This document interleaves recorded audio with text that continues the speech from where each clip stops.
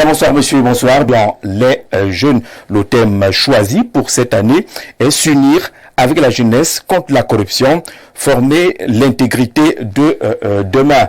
Pas de manifestation visible au Cameroun à l'occasion de cette journée internationale de lutte contre la corruption, mais le sujet va constituer notre mise en bouche de ce programme qui aura comme plat de résistance une observation faite par les uns et les autres. Désormais au Cameroun, on note un mouvement de fuite des documents officiels, même ceux qui sont marqués par le sceau de la confidentialité, fuite des documents officiels, fake news, portant parfois des signatures difficilement discutables des membres du gouvernement, mais qualifiées comme fake news à la suite de chaque débat. Ce phénomène est-il anodin? La gouvernance est-elle problématique au Cameroun? La République est-elle devenue la République? Comment mettre fin à ces phénomènes qui exposent tout finalement dans notre pays? On va parler avec nos invités. Quelques-uns sont déjà installé, Maître Chiazok, qui est un homme politique, qui est président national du Rassemblement des démocrates indépendants, le regroupement des démocrates indépendants. Maître Chiazok, bonjour et bienvenue. Bonjour Jean-Jacques, bonjour à tout le panel, bonjour à tous les milliers de téléspectateurs. C'est un plaisir pour moi d'être présent à cette émission pour la première fois que vous la présentez. Je crois que ça va entrer dans l'histoire. À côté de vous, j'étais pour donner la petite contribution, la vision de mon parti politique sur les différentes thématiques du jour. Alors la première thématique, celle qui vous accueille sur ce plateau, Journée internationale de lutte contre la corruption. Les Nations Unies appellent à s'unir avec la jeunesse pour construire l'intégrité de demain. Est-ce que ce thème correspond au contexte camerounais? Il faut associer les jeunes dans la lutte contre la corruption? Justement, vous savez que dans notre pays, il se dit que les jeunes sont le fer de lance de la nation. Et à ce titre, les jeunes doivent être impliqués dans tous les processus de la gestion de la cité. Parce que ceux qui ne sont pas jeunes aujourd'hui, en principe, sont dans ce qu'on appelle la porte de sortie. Alors que sur tous les plans, sur tous les aspects de la société, les jeunes doivent occuper les différents postes sur le plan politique, sur le plan économique, sur le plan social. Et c'est pour cette raison que les États-Unis pensent qu'il faut inculquer davantage cette notion de lutte contre la corruption étant un véritable fléau pour l'épanouissement des pays africains. Puisqu'on parle du cas du Cameroun, ce sont les jeunes qui sont les plus frappés de cette corruption. La masse étant composée de cette jeunesse, les vieux qui sont aux affaires sont de temps en temps engagés dans la corruption. Et la corruption de la jeunesse passe donc sur plusieurs plans. Vous allez voir qu'au niveau des élections, par exemple, les jeunes sont la cible visée parce qu'il faut corrompre les jeunes avec des sachets, des kilos de maquereau. Il faut faire des promesses fallacieuses sur l'emploi. Il faut parfois même menacer, parce que ces menaces à un moment peuvent être classées comme une corruption parce que lorsqu'on menace et qu'on dit on vous fera ceci, on vous fera cela, c'est une forme de corruption. Aujourd'hui, les Nations Unies prouvent à suffisance que les jeunes doivent en principe être au centre de tout développement, et je crois que c'est une leçon que les gouvernants camerounais doivent appréhender, doivent saisir pour enfin libérer de l'espace, parce que les jeunes attendent depuis longtemps. On ne sait même pas à quel moment certains jeunes vont occuper les postes de responsabilité, quand déjà à 90 ans, on pense qu'on parle. Alors, pour être un peu plus concret, quel rôle peut jouer le jeune Camerounais dans le combat contre la corruption, étant donné qu'il n'occupe fondamentalement pas les postes de pouvoir, de décision, les postes les plus exposés aux pratiques de corruption? Oui, non, moi je pense que les jeunes doivent s'opposer à toute pratique de corruption. Vous voyez, ne voyons pas seulement la corruption au niveau de la gestion de l'État. Le taximan moto est victime des pratiques de corruption lors des différents contrôles de police et de gendarmerie. Il y a des postes qui sont fixes où lorsque vous arrivez, vous devez débourser 500 ou 1000 francs. C'est connu de tout le monde. Et vous allez voir que la majorité des taximens moto sont jeunes. Donc là-bas, il faut tout simplement que les jeunes refusent de donner corps aux pratiques de corruption en refusant de se soumettre. Vous savez, j'ai un petit exemple que j'ai vécu dans mon petit séjour ici. J'étais à bord d'un taxi voiture. Le conducteur, je ne savais pas si c'était un gendarme. Donc à ses heures libres, il fait du taxi.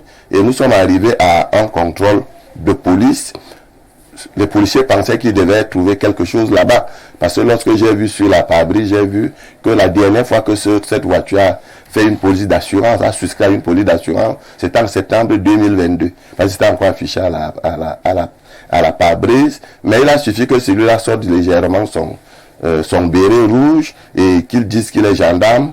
Il est passé. C'est une forme de corruption. Alors donc moi je pense que les jeunes sont aujourd'hui mis en garde que le changement de mentalité passe forcément par la jeunesse. Forcément, il faut que sur le plan politique, les jeunes se débarrassent des anciennes habitudes qui voulaient qu'ils mangent, qu'ils boivent et qui, surtout les sachets. Il faudrait qu'on oublie les sales habitudes qui voulaient que, pendant que les populations pensent que vous pouvez être maire ou conseiller, quand l'aîné vous appelle, vous donne un peu d'argent, vous dit attendez encore un peu.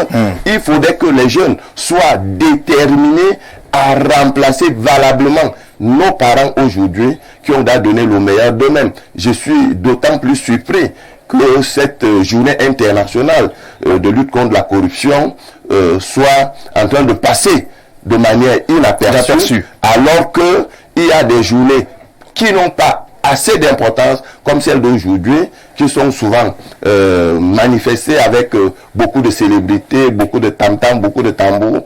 Nous pensons que les jeunes ont beaucoup à faire. C'est donc une interpellation à la jeunesse aujourd'hui. Chers jeunes, vous avez trop bu, vous avez trop mangé, n'acceptez plus d'être corrompu. Vous avez été menacé, trompé, n'acceptez plus.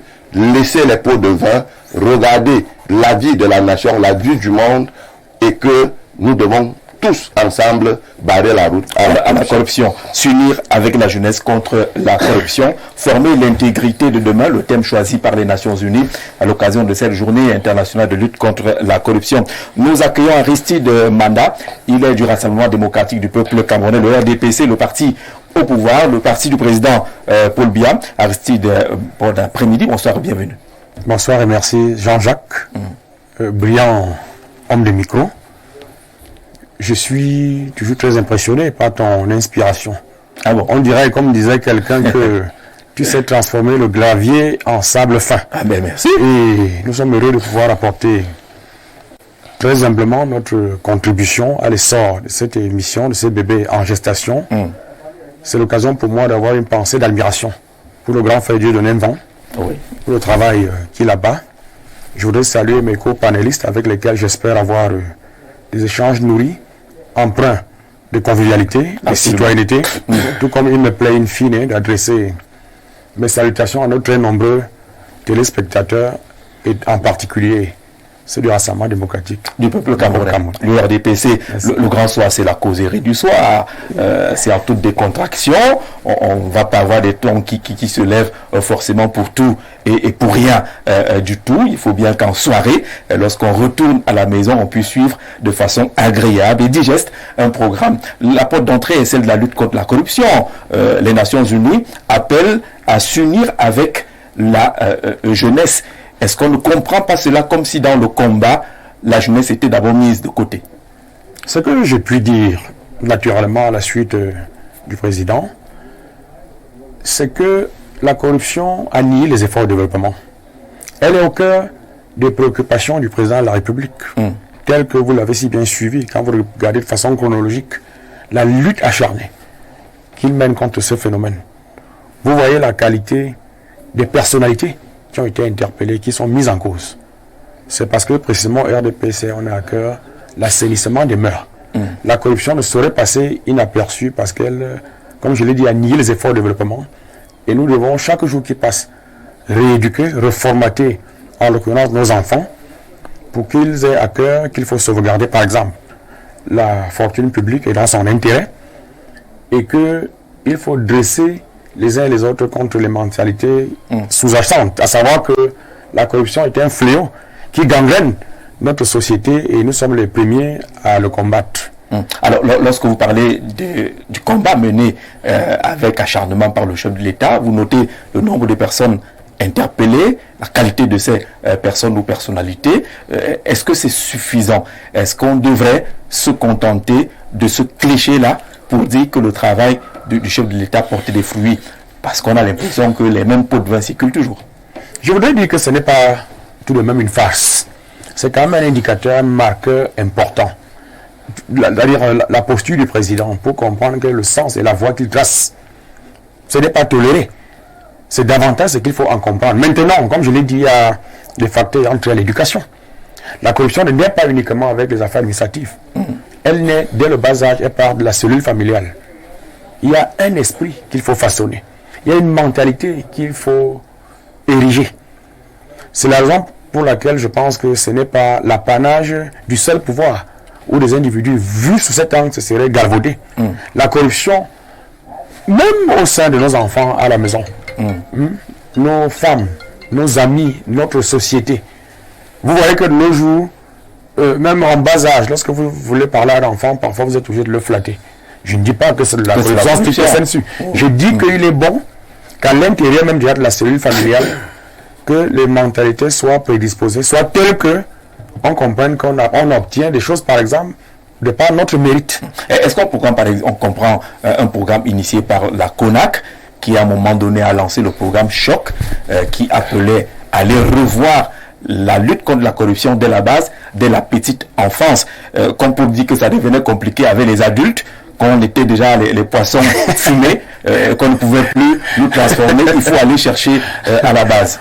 Oui, disons que la CONAC, je n'en suis pas un communicateur, parce que c'est une institution qui a... Elle est pas le jeu de l'État, non? Ça c'est vrai, mais je voudrais dire que de par les missions qui la caractérisent, de par le travail qu'elle a amené à faire, on a quand même vu ce qui a été fait en termes de statistiques, en termes de dénonciation. La faculté est donnée à tous les Camerounais, par exemple, désireux de dénoncer, d'opérer même des dénonciations anonymes. Ça veut dire que c'est une institution qui a charge de collecter un certain nombre de données, de sensibiliser, même si elle n'est pas dotée d'un pouvoir coercitif. Je crois que ce qui est quand même un problème, non? Ne pas donner un pouvoir coercitif à la CONAC. J'ai coutume de dire, il y a un membre éminent de la CONAC qui lui-même avait déclaré que au bureau il mange des bananes et que la CONAC finit par être comme une connerie. Non, vous savez que le ministre Garga est un homme empreint du... Je ne l'ai pas cité, bon. Non, je le sais, non, c'est une distinguée personnalité qui elle-même a su, comment dirais-je, se mettre en exergue de son intégrité. Venant de lui, c'est pour indiquer qu'il ne croit pas lui-même à la CONAC. Non, la CONAC n'a pas vocation à se substituer à la justice. Vous comprenez? Dans le même ordre d'idée, il y a la NIF qui fait un travail parallèle. Il y a, même au niveau de la justice, tout le monde ne fait pas la même chose. La Cour des comptes ne fait pas au travail du TCS. Le TCS ne fait pas au travail des tribunaux administratifs. C'est la séparation du pouvoir, c'est compartimenté. Et tout le monde doit évoluer à l'intérieur de son couloir. Alors, allez donc revoir à la base, dès le primaire, dès la maternelle, c'est important. Mais c'est un impératif tel que j'ai si bien relevé. Mais par exemple, ce n'est pas l'apanage de l'institution. Quand on parle de la question de la corruption, l'autocensu, ce n'est pas à la seule qu'on a qu'il appartient de faire le travail. Vous comprenez? C'est pour ça qu'il y a l'Église. Je peux vous dire le travail qui est fait à l'intérieur, par exemple, de notre chapelle, l'Église catholique, que je connais à peu près bien. Tout comme je crois qu'on le fait chez les musulmans et chez les autres confessions dont je n'ai pas forcément... Donc tout le monde... voilà, il faut surtout comprendre que c'est une cause collective à laquelle tout le monde est astreint. J'ai envie de dire assujetti. D'accord. David Eboutou, docteur David Eboutou, est avec nous, chercheur, panafricaniste connu, reconnu. Bonsoir et bienvenue. Bonsoir Jean-Jacques Zé, merci de me faire l'honneur et de me convier sur ton premier panel. Je suis particulièrement heureux de te retrouver. Pour ce le plaisir est partagé. Nous avons partagé quelques itinéraires professionnels il y a quelques années. Donc, en apprenant que vous reveniez devant le petit écran, je me suis dit pourquoi ne pas accepter avec largesse et grand sourire la première invitation de mon cher ami Jean-Jacques Zé.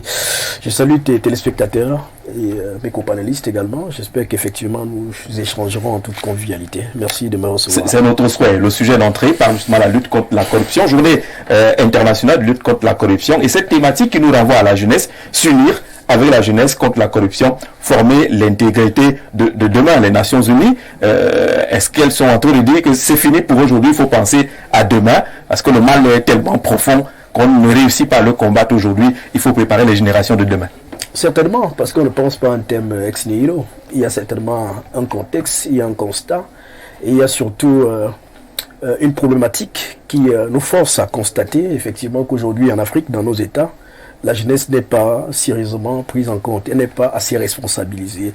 Et quand je le dis, je fais directement un parallèle en disant que le constat que tout le monde peut faire, parlant de notre pays, le Cameroun, c'est qu'il y a une génération qui est là et qui a fait de son mieux, au niveau de la gouvernance politique notamment, et dont les résultats que tout le monde peut juger sont palpables et vérifiables par tous. On ne va pas commencer à faire la liste de ces constatations, parfois lamentables, ici. Et il me semble donc qu'un phénomène aussi global et complexe comme la corruption demande à ce qu'une nouvelle génération essaye de marquer ses empreintes pour justement, par la mentalité, imposer un nouveau canevas.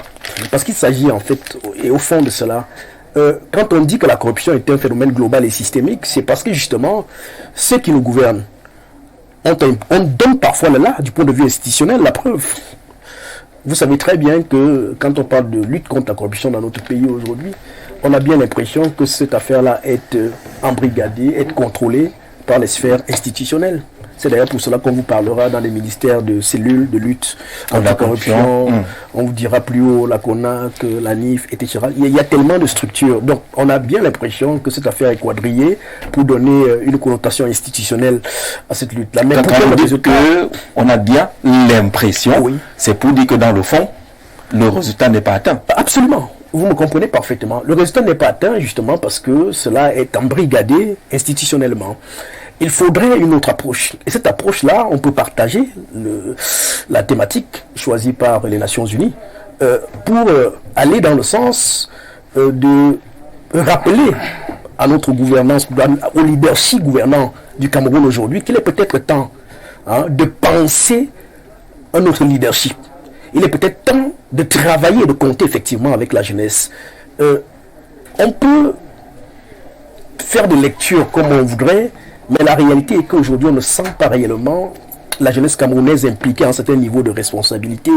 Et il me semble que quand on parle quand même d'un phénomène aussi complexe comme celui-là, qui, de mon point de vue, annihile, et je suis d'accord avec mon frère Charles, excusez-moi, mon frère Manda, du RDPC, quand il dit que les efforts de développement sont annihilés par la corruption, je suis d'accord avec lui, parce qu'on voit que dans tous les secteurs qu'on peut toucher, il n'y a que si la corruption n'est pas combattue, on ne peut pas sortir de l'auberge. Je m'amuse souvent, chaque fois que je traite de cette thématique, à rappeler que quand on demande de chercher des investisseurs, par exemple aujourd'hui, qui doivent venir nous aider au Cameroun à investir dans tel ou tel domaine, vous savez par exemple que nous n'allons pas faire un claquement de doigts pour vous faire venir des investisseurs. Pas du tout. Un investisseur thaïlandais ou des Émirats arabes d'où je reviens il y a 2 jours, absolument, quand il voudrait venir au Cameroun parce qu'on lui a tenu un bon discours, parce qu'il a croisé un Camerounais, je sais pas DERA ou je sais pas trop à Multi Station, qui lui parle en bon terme du Cameroun. Quand il rentre dans son hôtel, qu'est-ce qu'il fait? Il prend son ordinateur, il clique, et Cameroun, c'est l'organisation des investissements, des choses comme ça.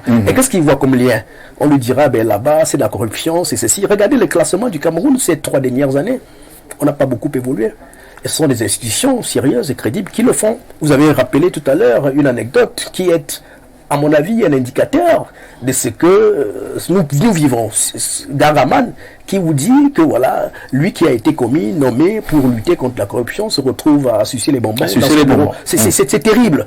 Et c'est pas anodin quand on le dit. C'est pour dire que, au final, le constat peut-être à contre-cœur qu'on peut faire et qu'on peut dire en faisant des grimaces, c'est que cette histoire est comme une peinture qui, dans le fond, rencontre la politique du village Potamkin, qui en réalité cache la réalité, une réalité qui pourrit, une réalité de pourrissement, mais qui voilà, est présentée souvent en peinture aux investisseurs pour dire venez nous aider à faire telle chose, venez nous aider à construire le pays, mais dans le fond, on l'entretient parce que quelque part, cela arrange quelques intérêts. D'accord, on reviendra vous tout à l'heure, le temps d'accueillir Dr Cho Walters. Vous êtes désormais écrivain. Vous êtes en train de nous proposer un livre, Paul Biya, le magistère de l'émergence du Cameroun. C'est le titre de cet ouvrage. Bon après-midi, bienvenue. Merci pour l'invitation de m'avoir associé à ce panel. Et je voulais vous dire que vous êtes un journaliste multidimensionnel avec un avantage concurrentiel. Donc, ceux qui vous combattent ne savent pas que vous êtes au niveau international. Voilà. Et vous êtes en train d'innover le secteur du journalisme en Afrique. D'accord. Oui, j'ai un nouvel ouvrage, le livre Paul Biya, le magistère de l'émergence. Oui. Oui, à ce jour, j'ai 4 articles scientifiques publiés, un ouvrage et 4 autres articles qui sont en cours de publication. Ça voudrait dire 8 articles, un ouvrage. C'est ça, un universitaire. Oui, j'ai pensé au président de la République parce que les universitaires écrivent. Et un universitaire doit avoir ce qu'on appelle le positionnement idéologique. Donc, vous devez choisir là où vous voudrez écrire, parce que nous on parle à travers des ouvrages. Comme depuis le lycée, j'ai toujours aimé le président Paul Biya, je me suis dit... Mais on a cru à un moment donné que vous étiez opposant. Non,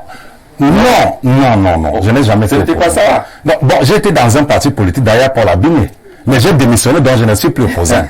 Mais vous avez quand même été un peu opposant. Mais vous écrivez sur Paul Biya, oui, l'émergence, ça veut dire que vous croyez que le président Biya peut conduire le Cameroun à l'émergence, c'est ça?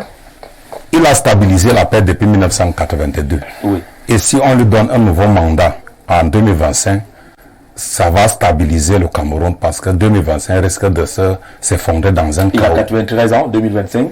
Peu importe. Vous voulez lui donner 7 ans plus? Peu importe. Oui. Qui prend d'abord le pouvoir pour qu'on évite les problèmes? Qui prend d'abord le pouvoir en 2025?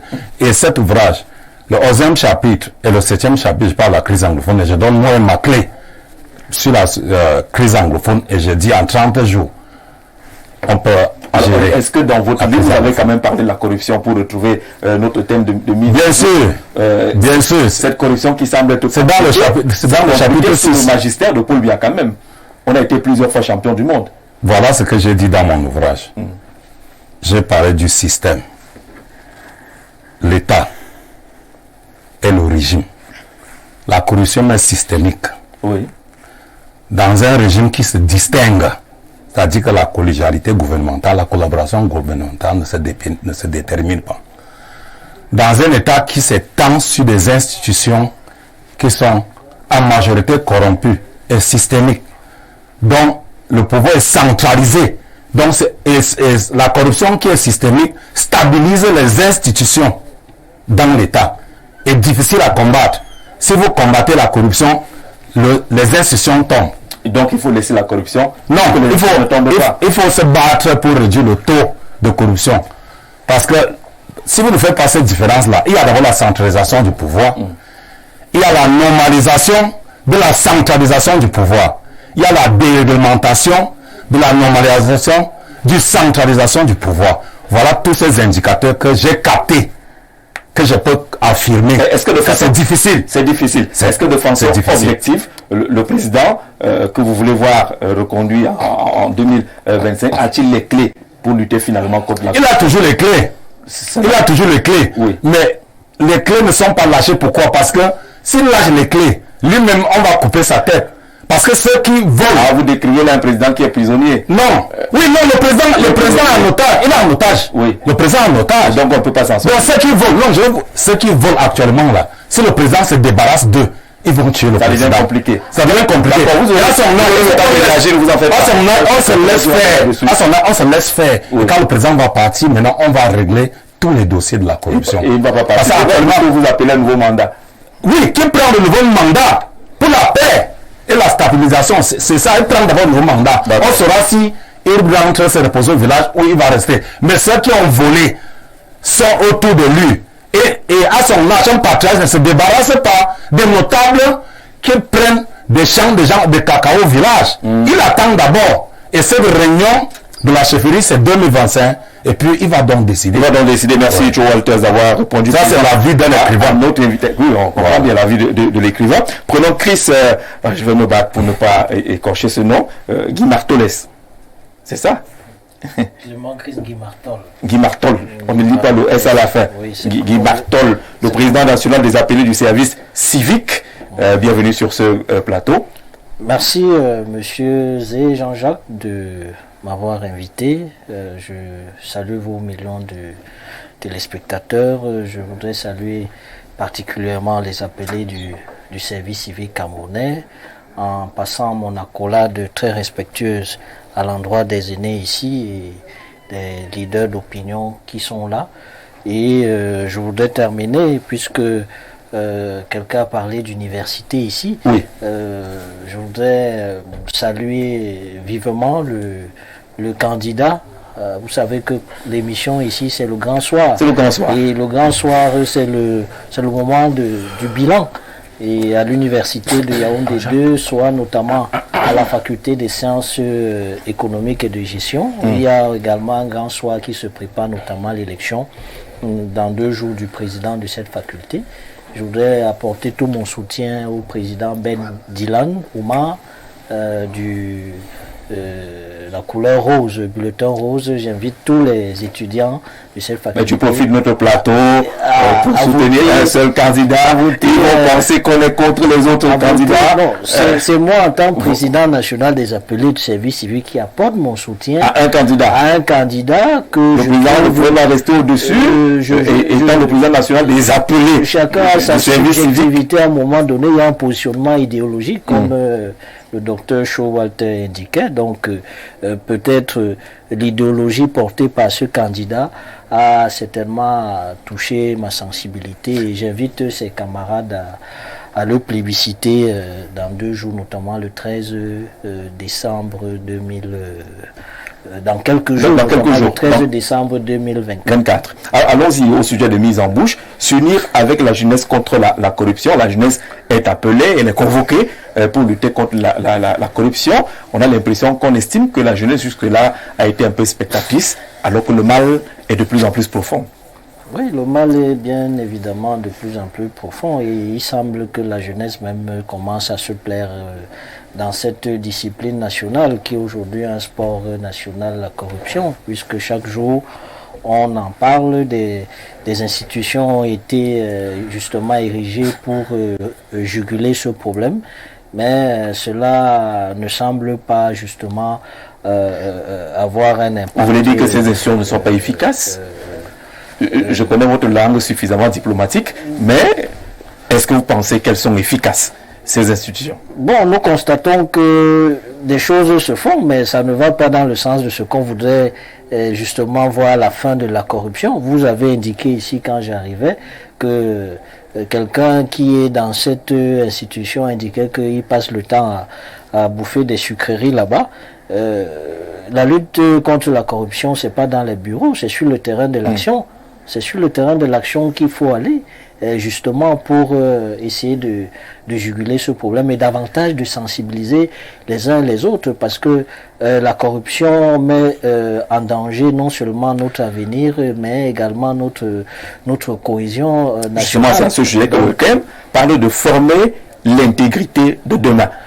Associer les jeunes aujourd'hui pour former l'intégrité de demain. Maintenant, il faut interroger ceux qui forment. Est-ce que ceux qui forment même sont eux-mêmes des exemples d'anti-corruption? Parce que quand on vient quand même se tenir devant les gens et que pour justifier pourquoi ou pour essayer d'analyser, comprendre pourquoi ça ne marche pas, peut-être que ceux qui sont censés former les jeunes pour lutter contre la corruption, eux-mêmes ne sont pas très bon dans le sens d'être des exemples types pour que ces jeunes-là assimilent cela. Parce que lorsque vous avez un parent qui est un exemple pour son enfant, l'enfant veut automatiquement le copier à tout point. Bon, maintenant, certainement les jeunes aussi copient malheureusement les aînés qui sont dans cette trajectoire-là. Mais pour nous, au niveau du service civique, vous savez que la corruption est un acte incivique.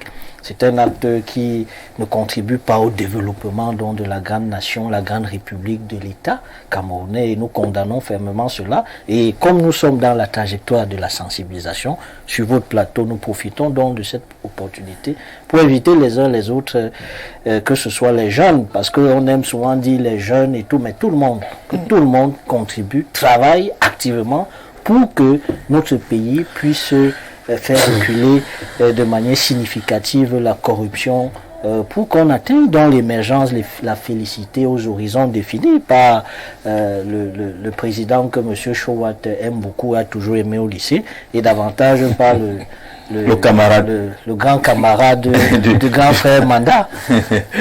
Alors, est-ce qu'on va faire un tour de table sur la question oui, mais Raymond Chiazok, oui, on viendra à toi tout à l'heure. Raymond Chiazok, est-ce que finalement le Cameroun n'est pas, j'allais dire comme au cas, c'est dépassé par la corruption? Est-ce qu'il y a des clés qui puissent être efficaces pour faire reculer ce fléau?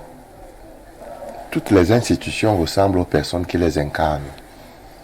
Vous savez, lorsqu'on classe le Cameroun parmi les pays les plus corrompus du monde, on ressort quand même les secteurs d'activité, on ressort les plus touchés, le corps de métier. Vous savez que aucune nomination au Cameroun ne surprend personne. Aucune. M. Jean-Jacques Zébou ne serait jamais assis chez vous et être surpris de ce que vous avez été nommé. Presque toutes les nominations sont monnayées. Il faut qu'on le dise. Monnayées. Lorsqu'on vous classe la douane, la police, la gendarmerie, je me limite sur ces trois corps, la justice, pour qu'on vous affecte au corridor Douala-Bangui. Là où c'est juteux. Là où c'est considéré comme un là où c'est juteux, oui. Tout le monde sait qu'il faut voir des responsables des différents ministères ou du CED ou de la Direction générale à la Sécurité nationale. Et j'en veux pour preuve. Je disais encore à un ami ce matin que moi j'ai été surpris de voir un poste de police avec 17 policiers. Poste de police. Un poste de police. Avec 17 policiers. Oui.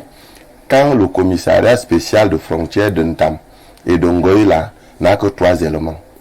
Quand le commissariat, la surveillance du territoire de Lomé n'a que 3 éléments.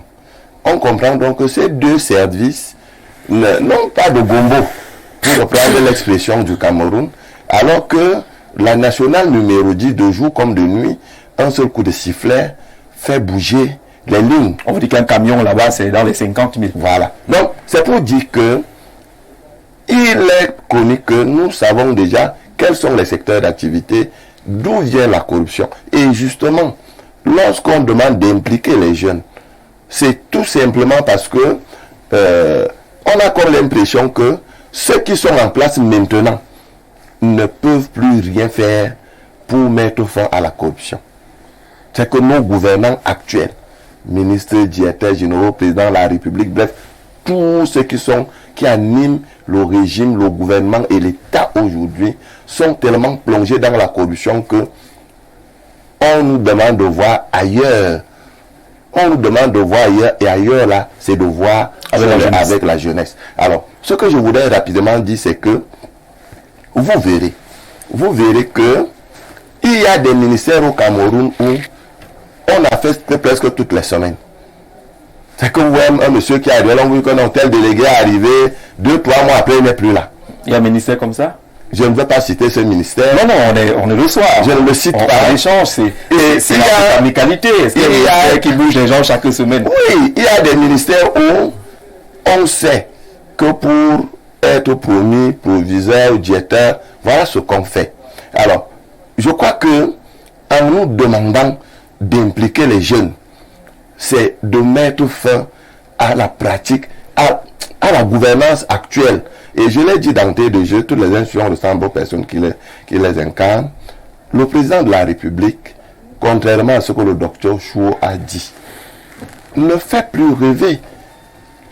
Aucun Camerounais sérieux ne peut plus rêver. Le docteur Chou n'est pas sérieux. Ou les militants qui appellent à la candidature du président Koulibaly ne disent pas qu'ils ne sont pas sérieux. Laissez-moi chuter. Ouais, allez-y. Je dis, tous ceux qui appellent le président de la République à se représenter à l'élection de 2025, je pense qu'ils ne sont pas sérieux. J'ai posé une condition. Oui, justement.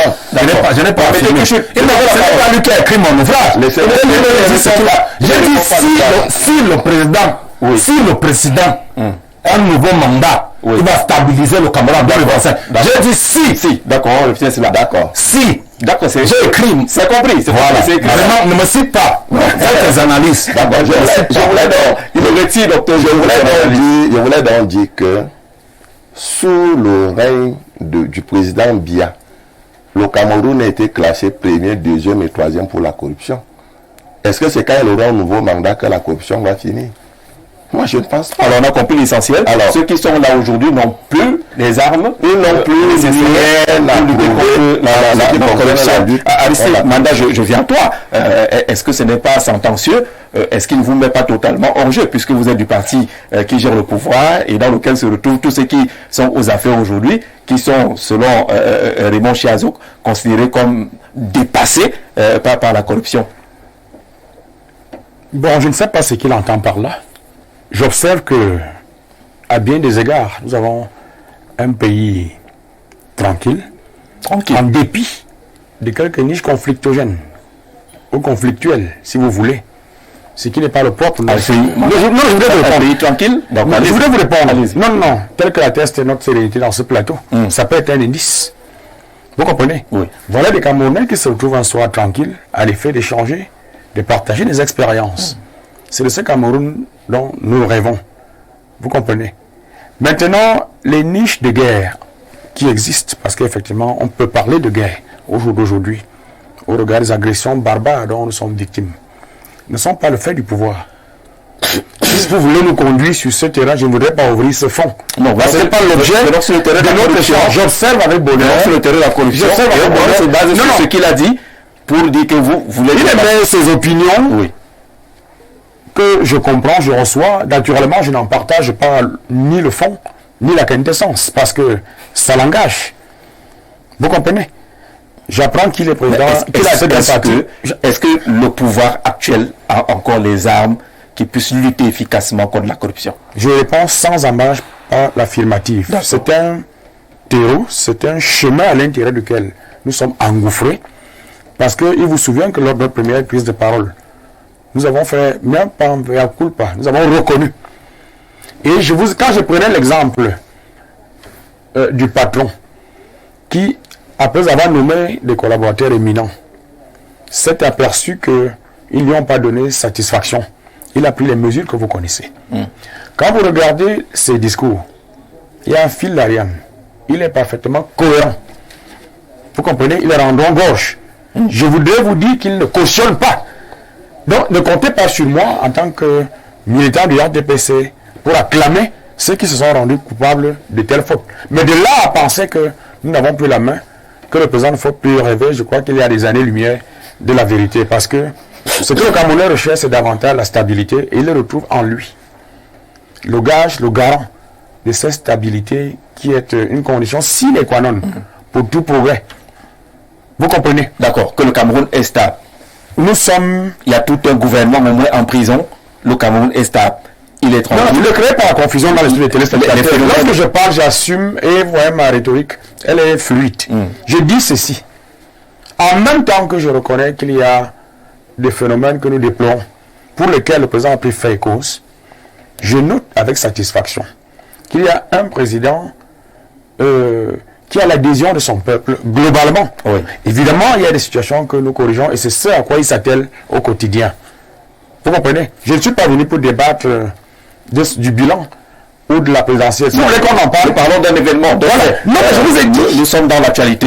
Nous sommes dans l'actualité. On veut savoir si ce gouvernement-là a encore... La corruption est combattue à un niveau que vous ne pouvez même pas imaginer. Parce que nous savons que c'est un fléau qui ne peut pas nous permettre d'avancer sereinement. Vous comprenez?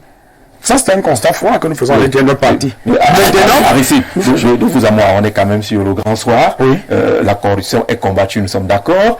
Si vous prenez la route, choisissez n'importe quel tronçon maintenant, n'importe quel national, vous arrivez au premier poste de contrôle, vous observez juste pendant 5 ou 10 minutes, vous verrez un peu les choses qui s'y passent. Vous allez au poste de pesage ou de péage, vous verrez ce qui se passe.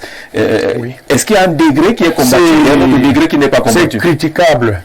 Je dis bien que tout n'est pas rose. Oui. Et moi, le premier, en tant que militant du RDPC, je ne suis pas venu cautionner la forfaiture. Pour indiquer qu'il faut acclamer ceux de nos compatriotes qui se rendent coupables de telles pratiques.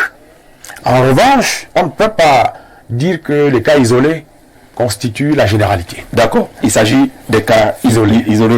Docteur David Eboutou, est-ce que vous qui observez et vous voyagez beaucoup, vous savez qu'il y a des pays en Afrique, le Rwanda et consort, là où il est difficile de parler encore de corruption.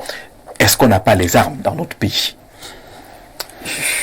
J'ai suivi avec beaucoup d'attention les efforts rhétoriciels de mon frère Aristide tout à l'heure à vouloir démontrer qu'il y a des efforts institutionnels qui sont menés pour lutter contre la corruption, mais c'est difficile malheureusement d'en arriver au résultat qu'il voudrait faire croire.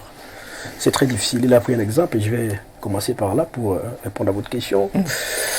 Effectivement, on a senti comme une volonté dans les propos, les discours, quelques actions du président de la République il y a plusieurs années de lutter contre la corruption. Les arrestations à travers l'opération Épervier, qu'on a ouï dire ça et là, nous ont amené à penser que certainement c'était des signaux dans la lutte, dans une volonté manifeste de lutter contre la corruption. Mais vous savez, quand on a interrogé le fond, beaucoup parmi vos confrères ont enquêté sur les différentes personnalités qui ont été interpellées et autres sur ces questions de fond-là. On s'est rendu compte que c'était d'autres enjeux qui sous-tendaient ces enfermements parfois particuliers.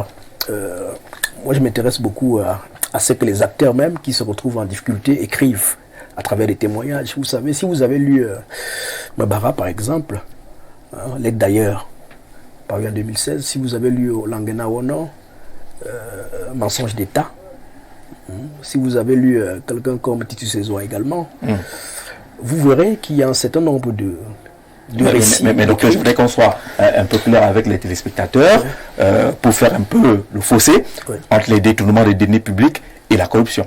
Oui, ce que je suis en train de dire, c'est que ces gens ont été... Ceux qui sont cités, incarcérés. pour la plupart, c'est des cas de détournement des deniers publics. Les détournements, non, allez-y lire. C'est-à-dire qu'on dit très bien qu'à un moment, ils y ont été conduits là où ils sont, parce qu'ils étaient soupçonnés d'avoir été corrompus à certains niveaux. Allez-y lire, les livres sont là. Ça, c'est des logorets, des pistolets. Je vous en prie. D'après, non, je suis... C'est pas un Je vais te donner la parole. C'est un peu Non, parce que... Avec mes idées. Mon cher Aristide. Non, j'étais ségré de ce que tu comprends. Ce que je voudrais lui dire, c'est que chaque fois qu'on convoque cette situation, pour dire que ceux qui ont été incarcérés ont pondu des diatribes après, épistolaires, pour s'extirper, pour se soustraire, ont été condamnés par des faits clairs, établis. C'est très facile d'estimer que c'est des personnes que je connais. J'en souffre même à titre personnel. Je reviendrai tout à l'heure sur le cas par exemple du ministre d'État. C'est-à-dire que oui, qui est un pas. Vous comprenez? Vous savez par exemple. Alors, par exemple, il a été acquitté. En 2012. Revenons à la corruption. Un des points. Revenons à la corruption. Vous avez suivi ce dossier. C'est bon. Je l'ai suivi. On va parler au fond de ce dossier. On ne veut pas entrer à Aristide. D'abord, on va parler là au fond de ce dossier. Je voulais parler pour aller à ce qui est dit de la corruption au Cameroun. On vous cite les corps et les métiers qui sont touchés par la corruption. Je vais dans lancer, si vous voulez qu'on s'engouffre dans la bouche que vous nous tendez. Il y a un constat, et le président du parti politique, mon frère Zok, a parfaitement raison de relever que chaque fois qu'on a regardé, par exemple, ou interrogé les différents classements qui ont placé le Cameroun à un certain niveau de la corruption, dans le classement de Transparency International, c'est les corps qui appartiennent à l'appareil répressif qui reviennent, par exemple. Quand on dit appareil répressif, c'est la gendarmerie, c'est la police, c'est la douane, c'est la justice. La justice. Qui reviennent. Pourquoi ces corps reviennent? Et nous qui flirtons avec ces corps-là, par divers moyens... Le lien est fait, avec ce que vous disiez tantôt. Absolument. Donc, le constat est là, au lieu donc de peindre, de continuer à peindre en blanc, ce que nous disons, c'est qu'il faudrait aujourd'hui attaquer la plaie. Attaquer la plaie sans forcément passer par des méthodes qui pourraient donner des bonbons aux malades, mais allez-y pour amputer cette plaie-là, amputer ces pieds-là qui portent une plaie qui pourrait ankyloser tout le corps.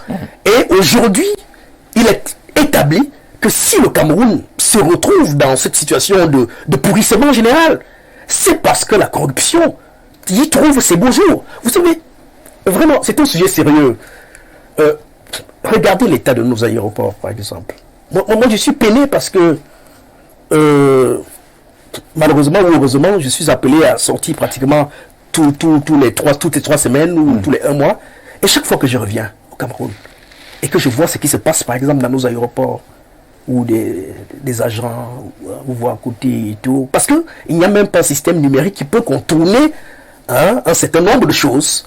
Il n'y a que, manifestement, dans l'impression que... Quelqu'un qui veut vous voir, vous dit que je vais vous aider à... On a l'impression que ce phénomène est entretenu. Parce qu'il y a bien des moyens de le contourner ou de l'éviter.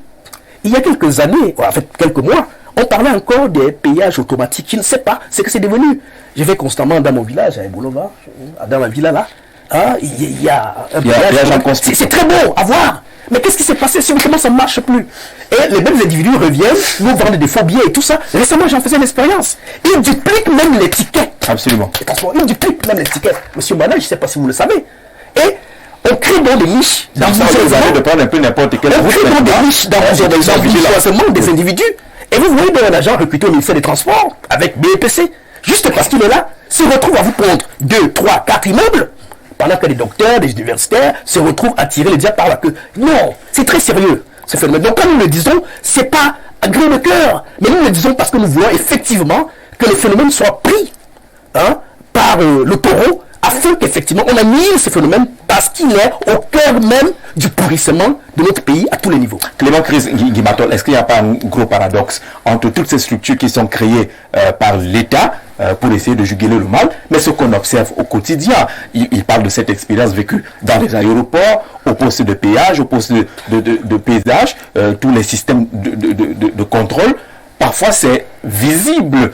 Il y a même des signes qui montrent qu'il y a un enrichissement illicite, mais quand même, on vous dit que les résultats sont bons.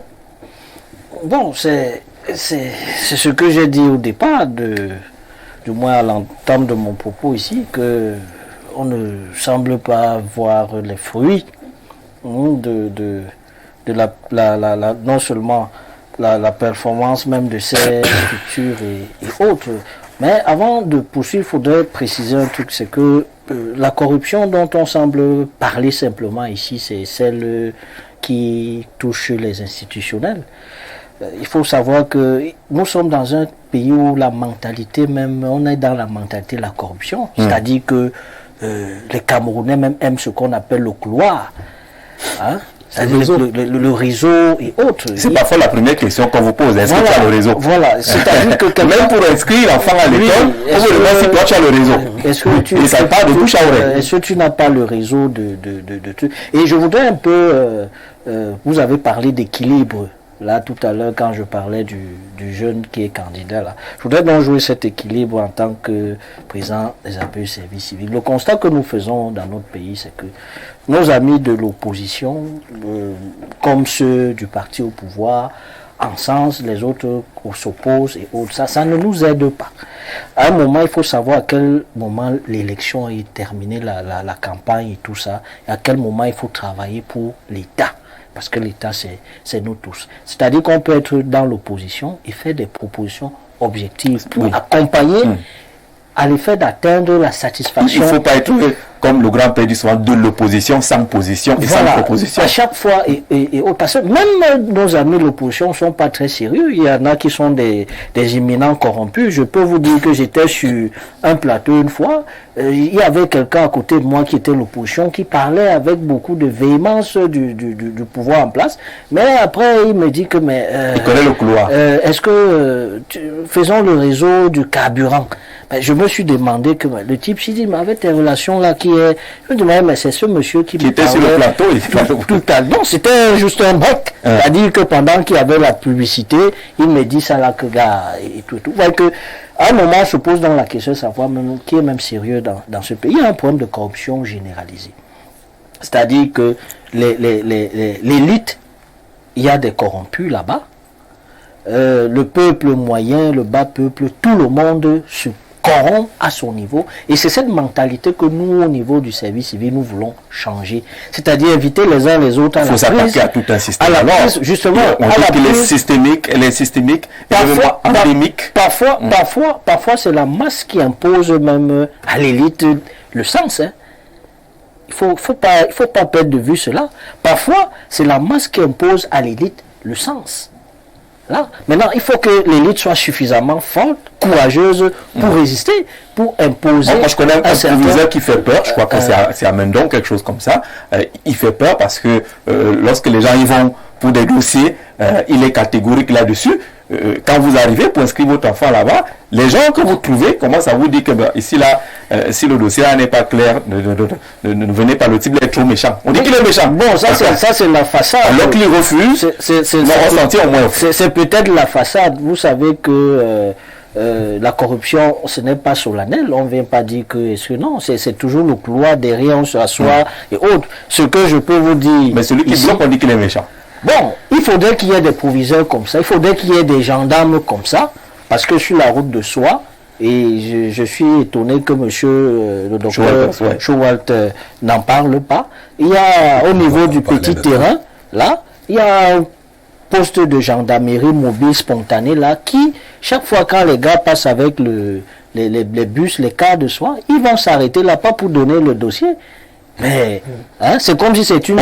On paye le passage. C'est le droit de passage. C'est-à-dire que vous voyez des gendarmes, vous voyez des gendarmes, vous voyez des gendarmes qui sont partis à l'école, qui sont allés à l'école, ils viennent se tenir là pour siffler, pour qu'on leur donne 500. C'est-à-dire que les gens n'ont même pas le sens de l'État, le respect de l'uniforme qui représente l'État. Alors, c'est tout le monde qui est coupable. Tout le monde est coupable dans cette affaire-là parce qu'il n'y a pas de corrompu sans corrupteur. Le président semble indiquer que parfois c'est nous qui faisons la pression à ces gens avec cette affaire de couloir et les enveloppes kaki. Quand vous allez au marigot pour puiser de l'eau et que l'eau est sale, qui a sali l'eau, on a secoué la terre en haut. Et ça s'est sali. Voilà pourquoi l'eau est sale. Ça vient d'où? Je ne sais pas, c'est vous qui dites ça vient d'où. J'essaie d'interpréter. Ça, c'est un patrage qui m'avait dit au village. Quand vous allez au marigot, vous trouvez l'eau sale? Oui, ce n'est pas là-bas. Ce n'est pas vous. Voilà, ça vient d'en haut. Oui, mais le président va frapper Jacques Zé. Vous avez, confiance. Comment dire, vous avez mon émission au Grand Soir. Oui. On doit tout dire ici. Dans mon ouvrage, j'ai gardé certaines exclusivités dont je vais seulement donner des signes ici. Oui. Des cellules ont été aménagées au CED et à Konengi avant 2025. Beaucoup iront en prison. Je ne suis plus ami des ministres. Beaucoup ont arrêté. Non, parce que j'ai compris qu'ils étaient lâchés aux amis. Je les ai lâchés. Je n'ai même plus besoin d'eux parce que j'ai compris qu'ils étaient dans le faux. Et actuellement là, l'exclusivité, j'ai la liste de certains ministres qui iront en prison. Ils sont là maintenant, c'est dans la liste. Non, je ne suis pas venu vous donner la liste. Je dis dans mon ouvrage, le chapitre 6, j'ai gardé certains éléments dont je vais donner à qui le doit. Et le président va frapper pourquoi? Parce que depuis que le président a pris le pouvoir, il y a un type là, il était obligé de pencher public. Il a construit une maison à la nouvelle route Basto pendant 8 mois. Le président a dit, ah bon? On l'envoie à Konengi. Il y a aussi un autre type qui a fait la fausse monnaie. Le président l'a arrêté. J'ai dit le président va faire un balayage avant 2025. D'autres ont tenté de sortir. Ils ont été interdits de quitter le territoire. J'ai 5 ministres sûrs qui iront en prison et qui ont pillé. On souffre. Avant 2025. Avant 2025. J'ai dit que les cellules ont été aménagées. Est-ce que moi je fais quoi avec les ministres? Je m'en fous de mes ministres. Non, je m'en fous. Et j'ai même dit ça. Jean-Jacques Zé. Oui. J'ai dit au président? Oui. J'ai la chance à tout moment de saisir le couloir direct du président et dire ce que j'ai à dire. Et ça va arriver. Vous serez mon ami. Non, je suis non, je vais être votre ami pour connaître le couloir. Non. C'est parce qu'on est compétent. Oui. Et dans ce couloir, qu'est-ce qui se passe? J'ai demandé qu'on fouille les maisons des ministres. J'ai demandé. Je ne suis plus la personne que vous croyez avant là. Maintenant, je veux qu'on range le Cameroun. D'accord. Même un ferme de ministre, je ne veux même plus. D'autres ont tenté même de me corrompre, je ne prends pas. Je dis, je ne suis plus ami des ministres. Et j'ai demandé au président qu'on fouille les maisons des ministres. Il y a beaucoup d'argent là-bas. Il y a beaucoup d'argent là-bas. Oui. Voilà, donc 2025, c'est dans quelques jours. Les cellules, semble-t-il, sont déjà aménagées. Et attendent le client. Il y a la climatisation. On va prendre une petite respiration avant d'entrer justement dans le thème central de cette édition de Le Grand Soir. Alors, on a promis parler justement de ce phénomène grandissant au Cameroun. La faute finalement face à ce phénomène. Docteur David Eboutou, je commence par toi. Oui. C'est quand même un phénomène visible. Absolument. Il n'y a pas un jour sans document, parfois frappé du sceau de la confidentialité qui se retrouve dans la rue publique. C'est vrai, et c'est un constat alarmant et lamentable que nous faisons. Mais à ce niveau, il faut quand même me rappeler qu'il y a des efforts qui ont été menés au plan réglementaire, plan juridique, où on rappelle, il y a quand même eu des textes qui invitent les citoyens à plus de responsabilités. Il y a même des dispositions juridiques qui aujourd'hui peuvent être perçus comme des effets contraignants ou dissuasifs, dans le sens justement d'amener les internautes, parce que c'est de ça qu'il est question finalement, ceux qui naviguent dans la webographie, à plus de responsabilités. Mais je crois que c'est un phénomène qui a persisté du fait de ce que nous appelons chez nous les lanceurs d'alerte qui vivent généralement à l'étranger. Regardez très bien ceux qui font la course au breaking news et qui orientent et donnent presque le là de la météo sociopolitique chez nous, en termes justement de la ventilation de ces documents confidentiels. Ce sont ces web journalistes-là qui sont tapis à l'étranger. Mais qui n'inventent rien, ils n'inventent pas. Parce que justement, ils ont une certaine liberté, ils bénéficient d'une certaine liberté, ils bénéficient d'une certaine humilité, entre guillemets, qui fait qu'ils ne risquent pas grand-chose. Oui. Vous imaginez très bien que vous, qui êtes ici, vous publiez tout de suite un document confidentiel qui porte atteinte à une personnalité, vous êtes rattrapé dès le lendemain. Et c'est ce qui fait que, voilà l'une des voies qui justifie le fait que ces breaking news prospèrent par la voie de ces gens-là. Mais à ce niveau également, il y a que, je ne comprends pas très bien le rôle d'une institution comme l'Antique, qui pourtant fait un travail... L'Agence nationale de technologie, information et la communication. Absolument, parce que ceux qui... ont fréquenté au moins une fois les Émirats Arabes Unis, par exemple, savent que même à partir de votre téléphone, vous êtes surveillé. C'est-à-dire qu'un simple coup de fil que vous voulez passer à l'étranger, transite, et on vous demande d'installer par exemple un VPN. Vous savez par exemple qu'on vous impose un nombre de minutes de communication, par exemple.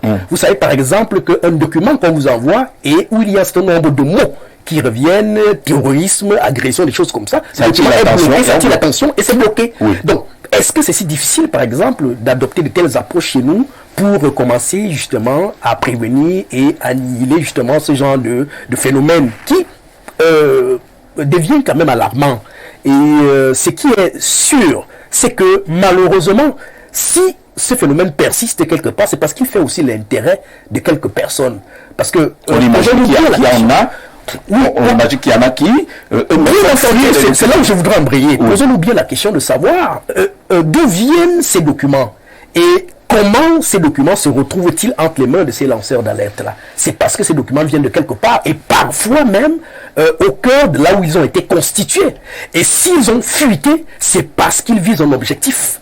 Et il y a donc des gens qui, se retrouvent au cœur d'un appareil, veulent dénoncer, n'ont pas toujours le courage de leur engagement et de leurs propos ou de leur idéologie, qui préfèrent donc agir par lâcheté. C'est-à-dire il suffit d'un clic à travers mon téléphone, et puis je l'envoie à un lanceur d'alerte tapis au Maroc ou je ne sais pas trop en France, pour qu'il fasse le boulot. Et j'aurais donc contribué, par exemple, à dénoncer une situation que je n'aurais pas pu faire dans un cadre bien précédent. Il y a toutes ces situations qui font qu'aujourd'hui, on se retrouve donc dans ces désordres qui fait que le Cameroun est devenu un véritable café à la honte. C'est tous les documents aujourd'hui, les plus confidentiels, qui se retrouvent 1 minute, 3 minutes après sur les réseaux sociaux.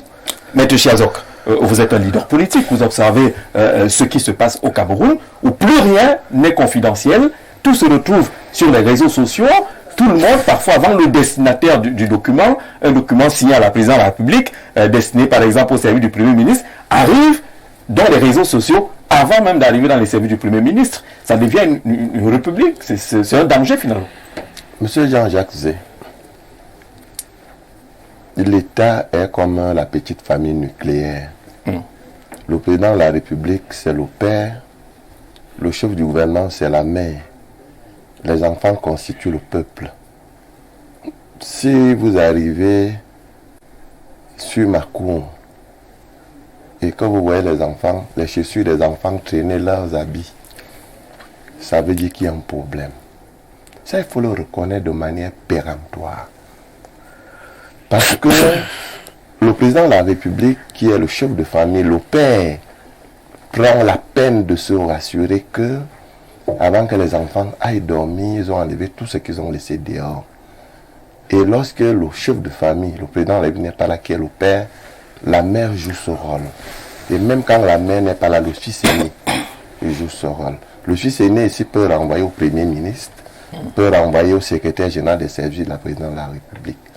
Et lorsque on constate donc que pour parler du Cameroun, tout est dans la rue, ça veut dire que les enfants n'ont plus de père qui est le président de la République et non plus de mère qui est le chef du gouvernement. Et ce n'est qu'à ce niveau que votre problématique peut trouver tout son fondement. Depuis pratiquement 8 à 9 ans, on se pose la question de savoir qui gouverne le Cameroun. Nous savons que nous avons voté le président de la République, son Excellence Paul Biya. C'est notre président.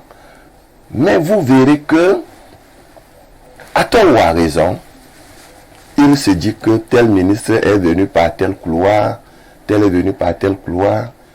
Et là, on se pose également la question de savoir si tous ces différents couloirs sont vrais.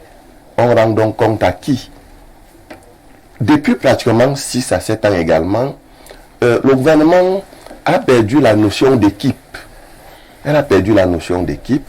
C'est devenu un véritable panier à crabe. Oui, aucun respect de la solidarité gouvernementale, pas de cohésion, pas d'entente. Donc, ces jeux de positionnement donc, sont en réalité l'une des causes pour lesquelles on retrouve tous ces documents. Et les tacles pas derrière. Même au niveau du coup. Donc, on se retrouve donc dans cette situation où, pour des positionnements, parce que quelqu'un veut à Jean-Jacques Zé, il monte une histoire qui met dans la rue. Et d'ailleurs, les lanceurs d'alerte trouvent presque tous les financements auprès de ces personnes qui veulent se positionner. C'est vrai. C'est auprès de ces personnes qui veulent se positionner qu'ils trouvent les moyens. Vous vous souvenez des faux gouvernements. Ça veut dire que quelqu'un qui ose faire et qui pressent que Jean-Jacques Zé peut devenir ministre, et parce que ça doit rester dans le secret du président de la République, on monte un faux gouvernement où on met votre nom et qu'on dit que non, si on sait déjà que Jean-Jacques Zé sera ministre, c'est un jeu. C'est un jeu. Mais c'est un jeu dangereux. Parce qu'on voit quand même des documents incroyables qui circulent. Justement, parfois des documents qui sont censés entrer dans le secret défense. Le problème, c'est que ceux qui jouent le jeu s'en fichent de la dangerosité. Ils veulent atteindre un objectif. L'objectif, c'est ce qui vient de leur cœur, de leur tête. Ils veulent noircir une personne. Oui. Ils veulent se positionner. Ils veulent atteindre un objectif. Donc, je voudrais dire que quand ça se passe comme ça, si vous venez chez moi, vous trouvez les habits des enfants et des chaussures sur ma cour, ça veut dire que je ne joue plus mon rôle de chef de famille. Le président de la République est devenu de plus en plus distrait. Il est absent présent. On ne ressent plus sa vigueur d'antan. À quel moment il va réagir? Peut-être quand il sera en train d'attaquer 94 ans. Mais nous pensons que le premier ministre chef du gouvernement doit avoir un peu plus de moyens, parce qu'il me semble qu'il n'en a pas suffisamment. De moyens, de points, de moyens de pointer pour discipliner. Attendez, monsieur Jean-Jacques Zé, une correspondance que je vous adresse, vous n'allez pas voir ça dans les réseaux sociaux. C'est entre les membres de la sphère gouvernementale. Donc c'est autour des gens qui nous gouvernent. C'est entre eux là-bas. Parce que beaucoup ne sont plus là pour soutenir ou encadrer le président de la République. Beaucoup sont là pour leurs intérêts. Et pour mettre de l'eau au moulin, voilà ce que je dis. Vous verrez que tous parlent de la vision du président de la République. Nous voulons mettre sur pied en application la vision du président de la République. Mais lorsque 2-3 ministres se contredisent, alors finalement la vision du président de la République à quel niveau des trois à la vision du président de la République. Donc ce n'est pas caché, ça se fait à modo vision. Ces contradictions entre les membres du gouvernement. On comprend le sens de votre propos. Peut-être qu'il n'y a plus une autorité pour gérer, pour réguler. Chacun fait un peu ce qu'il veut. Aristide Manda, c'est quand même une situation déplorable d'observer que les documents de la République sont dans la rue. Je dois avouer que c'est une situation extrêmement embarrassante est très gênante parce que généralement l'administration est frappée du sceau, parfois de la confidentialité. Mais nous baignons là dans le domaine de la communication. Et vous, mieux que moi, savez que c'est un domaine assez complexe. Complexe parce que généralement, tout le monde pense qu'il est qualifié, qu'il est habilité et habilité à parler ou à transmettre une information. Les gens aiment effectivement la notion de couloir pour nuire à autrui. Sauf que là, c'est une question qui va quand même toucher à l'éthique, Absolument. à la déontologie, Absolument. et fatalement, je vais dire ipso facto, au droit, aux questions, à la norme juridique. Savez-vous que le cadre normatif est très clair dans notre pays, l'article 113 en l'occurrence, condamne cette pratique. Vous êtes passible de 3 mois à 3 ans d'emprisonnement. Et les amendes sont énormes. Je ne comprends pas que les gens s'investissent du pouvoir, galvaudent le pouvoir discrétionnaire. Parce que dans la nomination, c'est quand même quelque chose de souverain. C'est-à-dire que lorsque vous êtes investi d'une responsabilité, c'est à vous quand même qu'il revient à un moment donné de prendre des actes. De les adresser lorsque bon vous semble et lorsque vous le jugez opportun. Là encore, je vais condamner et estimer que c'est une hideuse pratique qu'il faut éradiquer. Parfois, c'est des règlements de compte. Oui. Alors que le premier devoir, par exemple, du citoyen, c'est la discrétion. C'est le secret. Quand je parlais tout à l'heure du ministre d'État, Mbara, je vais vous raconter une petite anecdote. En 1999, j'étais stagiaire dans son cabinet. Un vendredi soir, il m'a dit... Monsieur. Oui. J'étais au ministère de l'enseignement supérieur, un stagiaire. D'accord. Où j'ai fait 1 an. Il me dit, là où tu vas là, vraiment va t'amuser, mais si j'apprends qu'un seul de mes dossiers est dehors c'est-à-dire que pour ne pas courir le risque de l'indiscrétion, Oui. alors je vais te sanctionner. Lorsque je l'évoque, ce n'est pas tant pour en faire l'apologie, c'est pour restituer quand même pas le caractère d'homme d'État, parce que ce serait comme si je veux parler de lui en tant que... C'est pour montrer un peu la sacralité du pouvoir. Et à un moment donné, on ne peut pas se mettre ainsi à galvauder les documents. Parce que parfois, comme je l'ai relevé tantôt, sont frappés du sceau de la confidentialité. Ça peut être des questions ayant trait à la santé. Ça peut être des secrets défense. Ça peut être des choses pour lesquelles on ne souhaiterait pas... Des informations stratégiques. Oui. Et là, j'avoue que c'est quand même un problème parce que les gens se souviennent par leur devoir initial, qui est outre le droit, mais également le devoir de réserve. Alors tout le monde semble indiquer qu'il y a des règlements de compte derrière.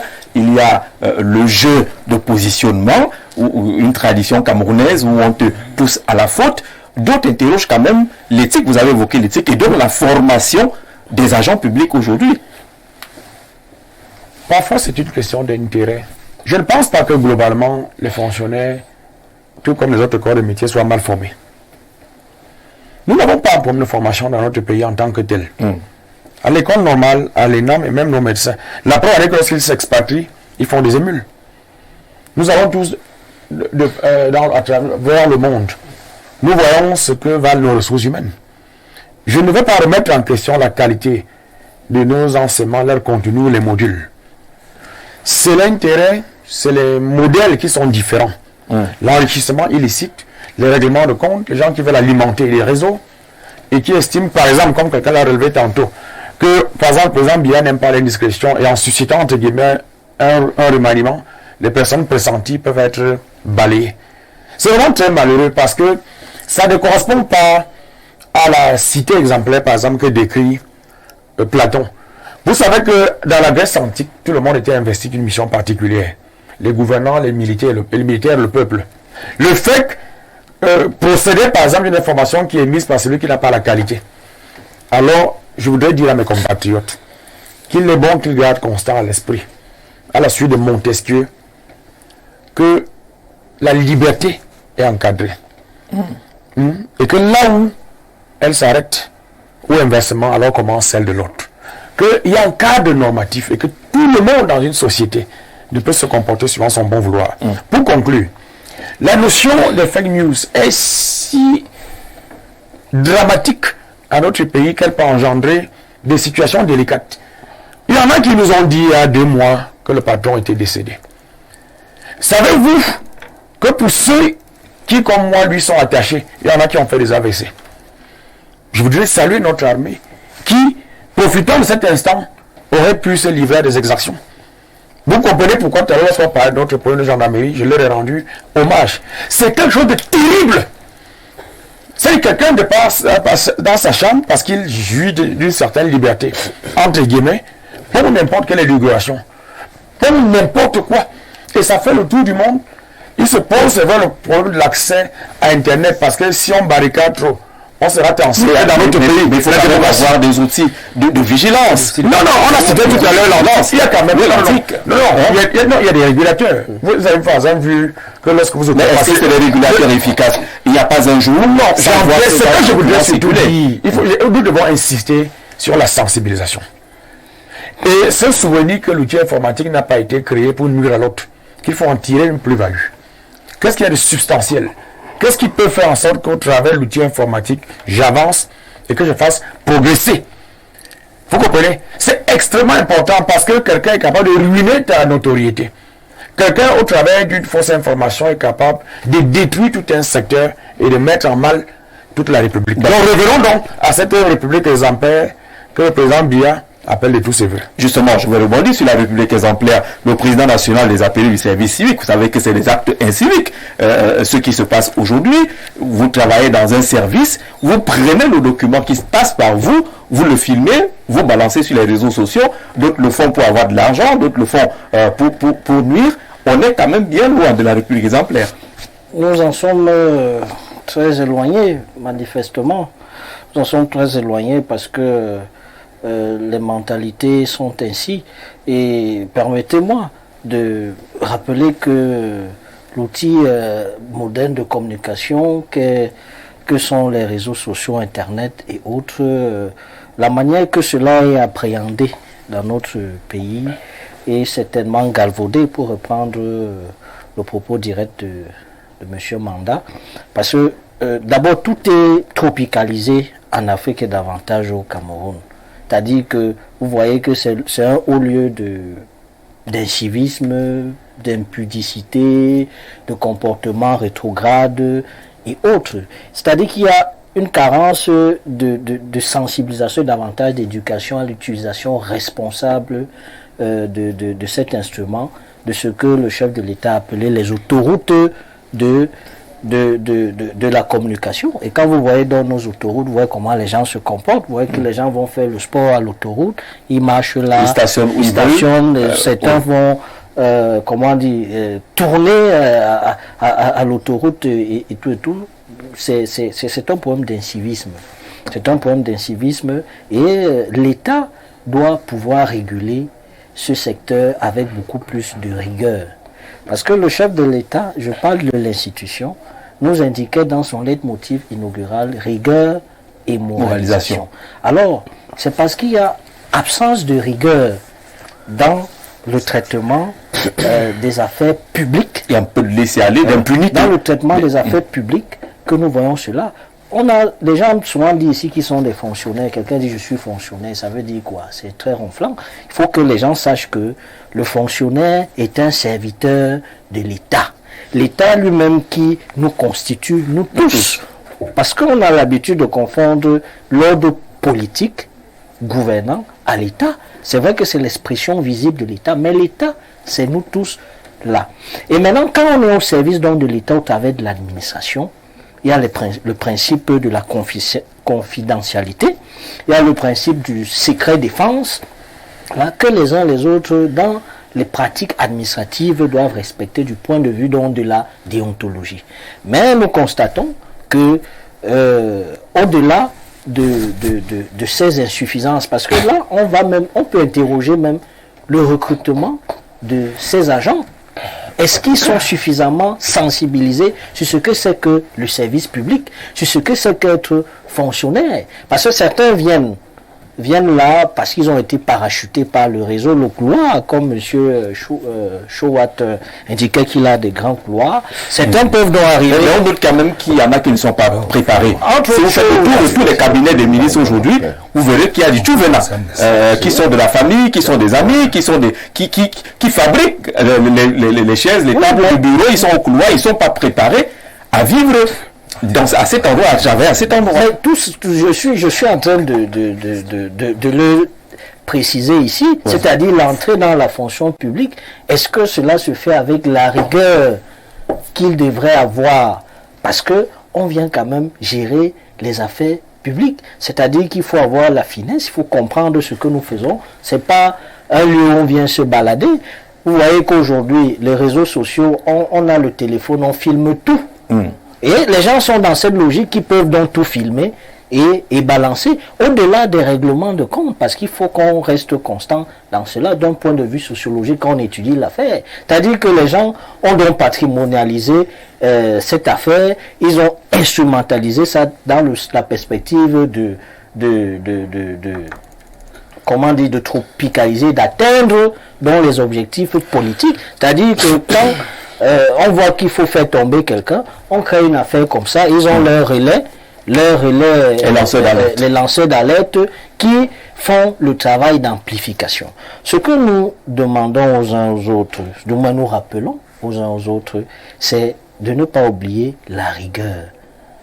La rigueur dont le chef de l'État indiquait lors de son arrivée aux affaires, la moralisation, c'est-à-dire que quand vous posez un acte, du point de vue de votre position administrative, qu'elle soit horizontale ou verticale, que vous posez quand même la question de savoir quelle est la motivation morale du point de vue de l'éthique, hein, et même de la déontologie qui accompagne cet acte que je pose. Parce que, vous savez, les uns les autres se comportent parfois dans ce pays comme si c'était de passage. C'est-à-dire que ils iront après dans leur vrai pays. C'est-à-dire le Cameroun, c'est un pays de transit. C'est un pays de transit. On va vous laisser avec c'est une oasis de transit pour se reposer et après on va ailleurs. Ce pays, c'est le pays de nos ancêtres. Et vous voyez quand on chante le second couplet de l'hymne national, tu es le tombeau où dorment nos pères, le jardin que nous avions cultivé. Oui. Vous voyez les valeurs pour te rendre prospère. Oui. Les valeurs anthropologiques qui sont contenues dans ce champ patriotique de ralliement que les Camerounais devraient chacun prendre conscience. Parce que, vous voyez, et pour chuter, nous avons initié une campagne sur les symboles, la revalorisation des symboles, les emblèmes nationaux, sont partis du point de vue de ce que les uns les autres ne respectent rien, surtout le sacré républicain. Vous voyez, si les gens ne respectent pas le sacré républicain, vous pensez que c'est les documents qui leur permettent de faire le buzz, d'avoir la primeur de l'info, d'être le premier à ou de se faire de l'argent. Et de se faire de l'argent. Parce que ces documents sont vendus. Qu'ils vont considérer, nous pensons non. Nous pensons donc qu'il faudrait que les uns les autres sachent que le Cameroun, c'est notre pays. D'accord. Et nous devons travailler chacun en ce qui le concerne activement. Serait-ce que pour le protéger. Activement pour le protéger. Qu'on aime le chef de l'État, qu'on ne l'aime pas, le Cameroun, c'est nous. Car lui m'a dit, nous passerons, le Cameroun. Le pays va rester. Il faudrait qu'on laisse des traces positives de notre passage. Docteur, ce qui est dit par les uns et les autres démontre justement que plus rien n'est sacré. Tout est dans la rue. On a un internaute qui appelle pour dire que ça se passait différemment à l'époque de Feu Belinga Iboutou, l'ancien directeur de cabinet civil, qui faisait un peu le gendarme autour de ses affaires. C'est son avis. Mais pour observer justement qu'il n'y a personne qui veut arrêter la saignée. Depuis qu'on en parle, depuis qu'on décrit cet ensemble de choses, on n'entend pas une voix forte qui dit stop, la République est sacrée. Oui, c'est un secret d'État. Je vais vous expliquer. Vous avez la chance de convoquer un chercheur, quelqu'un qui cherche vos recherches. Voilà. Je voulais dire à mon ami que je n'ai pas de grand couloir. Il m'a été offert un couloir pour passer des messages au président. D'accord. Ça n'a rien à voir avec le grand couloir. Allons-y au fait sur la question. Oui, les fake news. Bon, je ne voulais pas théoriser parce que si on prend Michel Clozier de la boîte, nous on va mieux comprendre. Si on prend Jean-Jacques Rousseau des premières sociétés, chapitre 3, on va comprendre. Mais je veux parler de la réalité. Oui. C'est que moi j'ai vu sur le terrain. En fait, l'État utilise le fake news comme un secret d'État pour vous écouter. Ça, c'est la première chose. La deuxième chose, la société utilise les fake news pour des intérêts financiers, politiques et économiques. Je veux comprendre. C'est à dessein. Oui, certains fake news sont balancés. Bien sûr. Pour faire un sondage. Oui. D'accord. Écoutez les gens. Par exemple, tel est mort. On a nommé tel. J'ai 2 exemples. J'ai un ami proviseur. Il a été, lui, qu'il a été nommé. Il a fêté, il a abattu une bête de 400 000. Mais après 2-3 jours, on a dit que c'était faux. Aujourd'hui, il est au village, il fait les charmes de maïs. Et pourquoi on lui a fait ça? C'est le constat de faire ça. Il y a quand même une personnalité qui a fait sa nomination comme ambassadeur. Troisième chose, j'ai enseigné communication des affaires à l'université de Bamenda en 2017. Le fake news en économie, nous on dit souvent que la mauvaise monnaie chasse la bonne monnaie. Ça, c'est le Socrate, Jean-Baptiste, la loi des bouches. Fake news vient pour chasser good news. C'est-à-dire que s'il n'y a pas le vrai, il n'y aura pas le faux. Il y a le faux parce qu'il y a le vrai. Oui. S'il y a fake news, c'est pour empêcher la bonne nouvelle et pour atteindre la cible. Et si la cible est atteinte maintenant, vous avez vu combien de remaniements ministériels faux au Cameroun? Plusieurs, n'est-ce pas? Donc ce ne sont donc pas des événements qui arrivent comme ça. Ce n'est pas banal. Oui. C'est scientifiquement supporté. Programmé. Oui. Non, pas supporté, programmé. Oui. Pour écouter le peuple, pour écouter les gens. Qu'est-ce qu'ils vont dire? J'ai aussi un ami à l'université qui a été nommé aussi par fake. Bon, on a commencé à boire les bières, après on s'est rendu compte que c'était faux. En fait, il y a des jeux des acteurs, il y a des gens qui sont dans le système, qui empêchent d'autres d'être nommés en émettant dans le fake news. S'ils savent comment la République fonctionne, on dit que le chef de l'État n'aime pas quand c'est déjà dehors.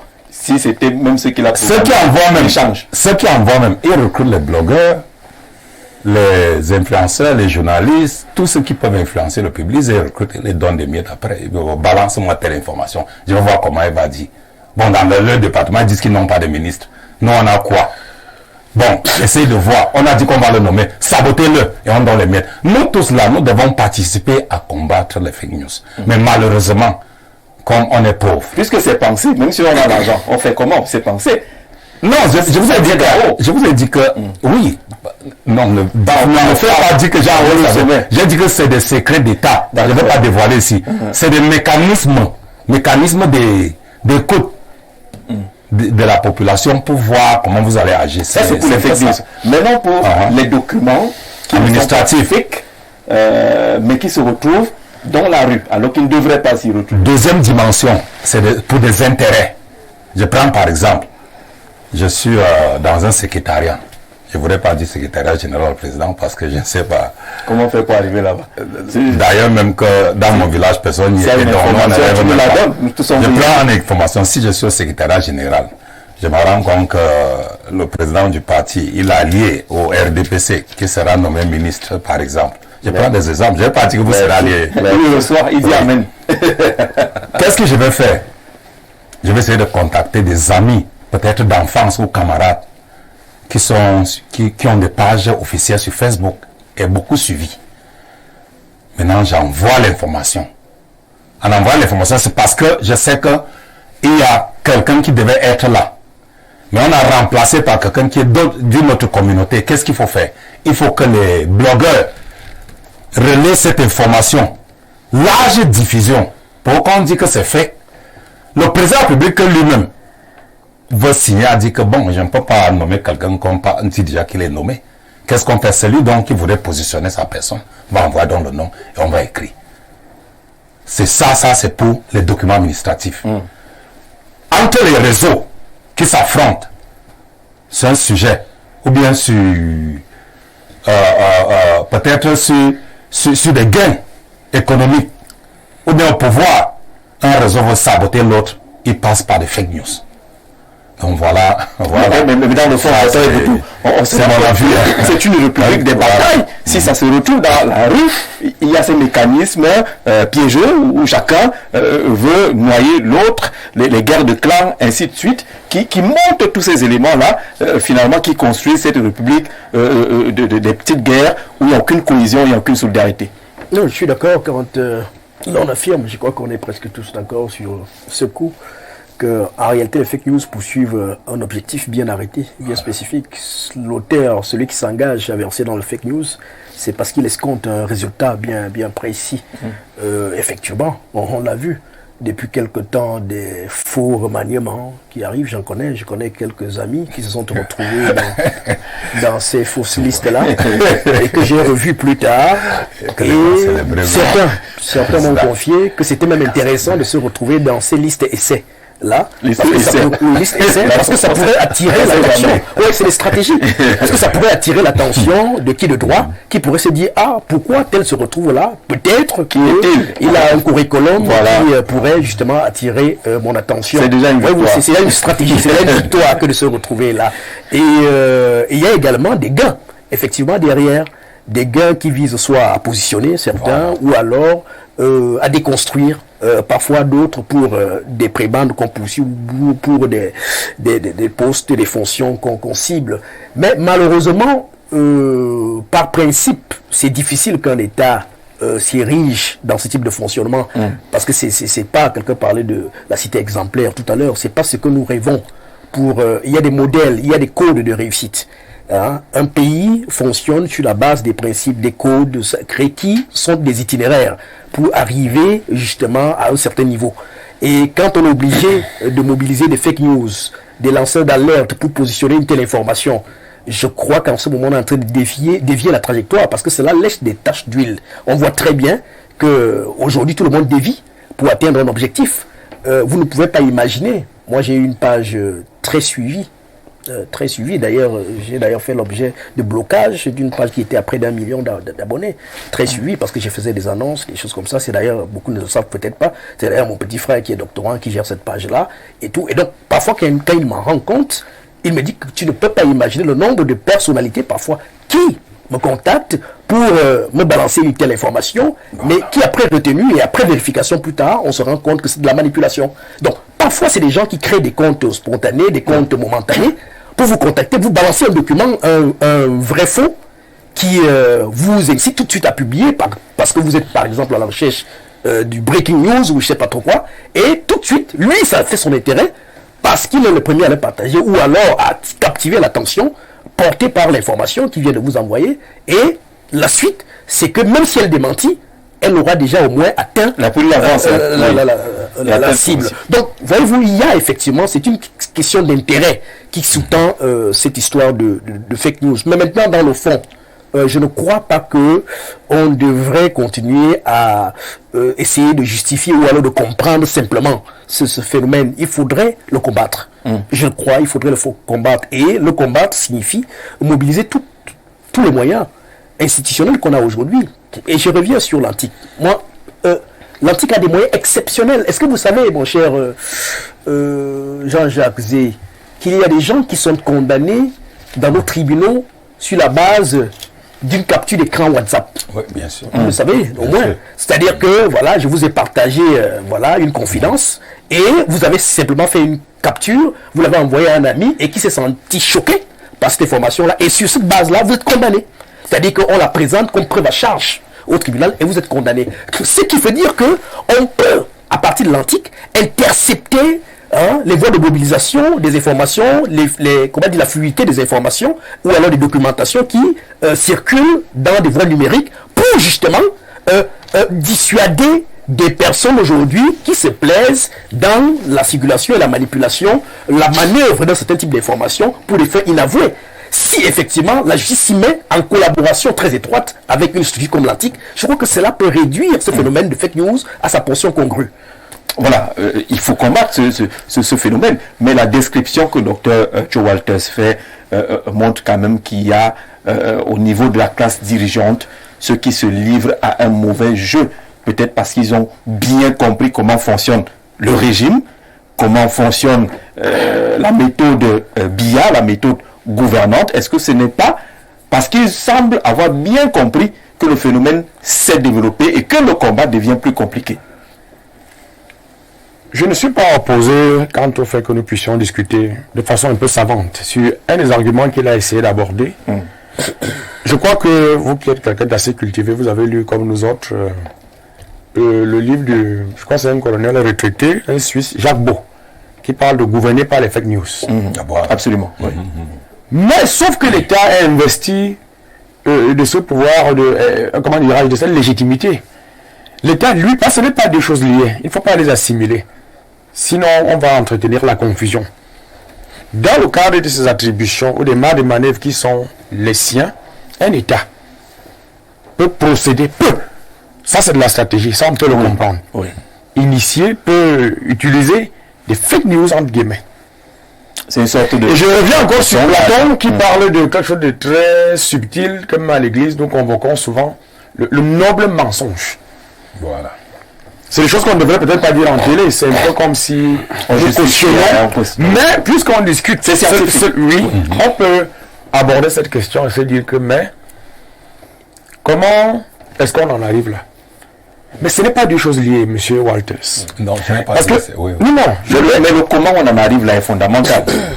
non, il y a une dégradation des mœurs, il y a la responsabilité. Je vous ai dit que lorsqu'on appartient à un cabinet, c'est dans l'ordre du secret. Là, il faut l'assimiler, il faut le comprendre, il faut l'intégrer une bonne fois pour toutes. Que ce n'est pas le tout venant, ce n'est pas comme on dit le quartier. J'insiste là-dessus, je suis difficilement dur vis-à-vis de, je ne vais pas dire ma chapelle.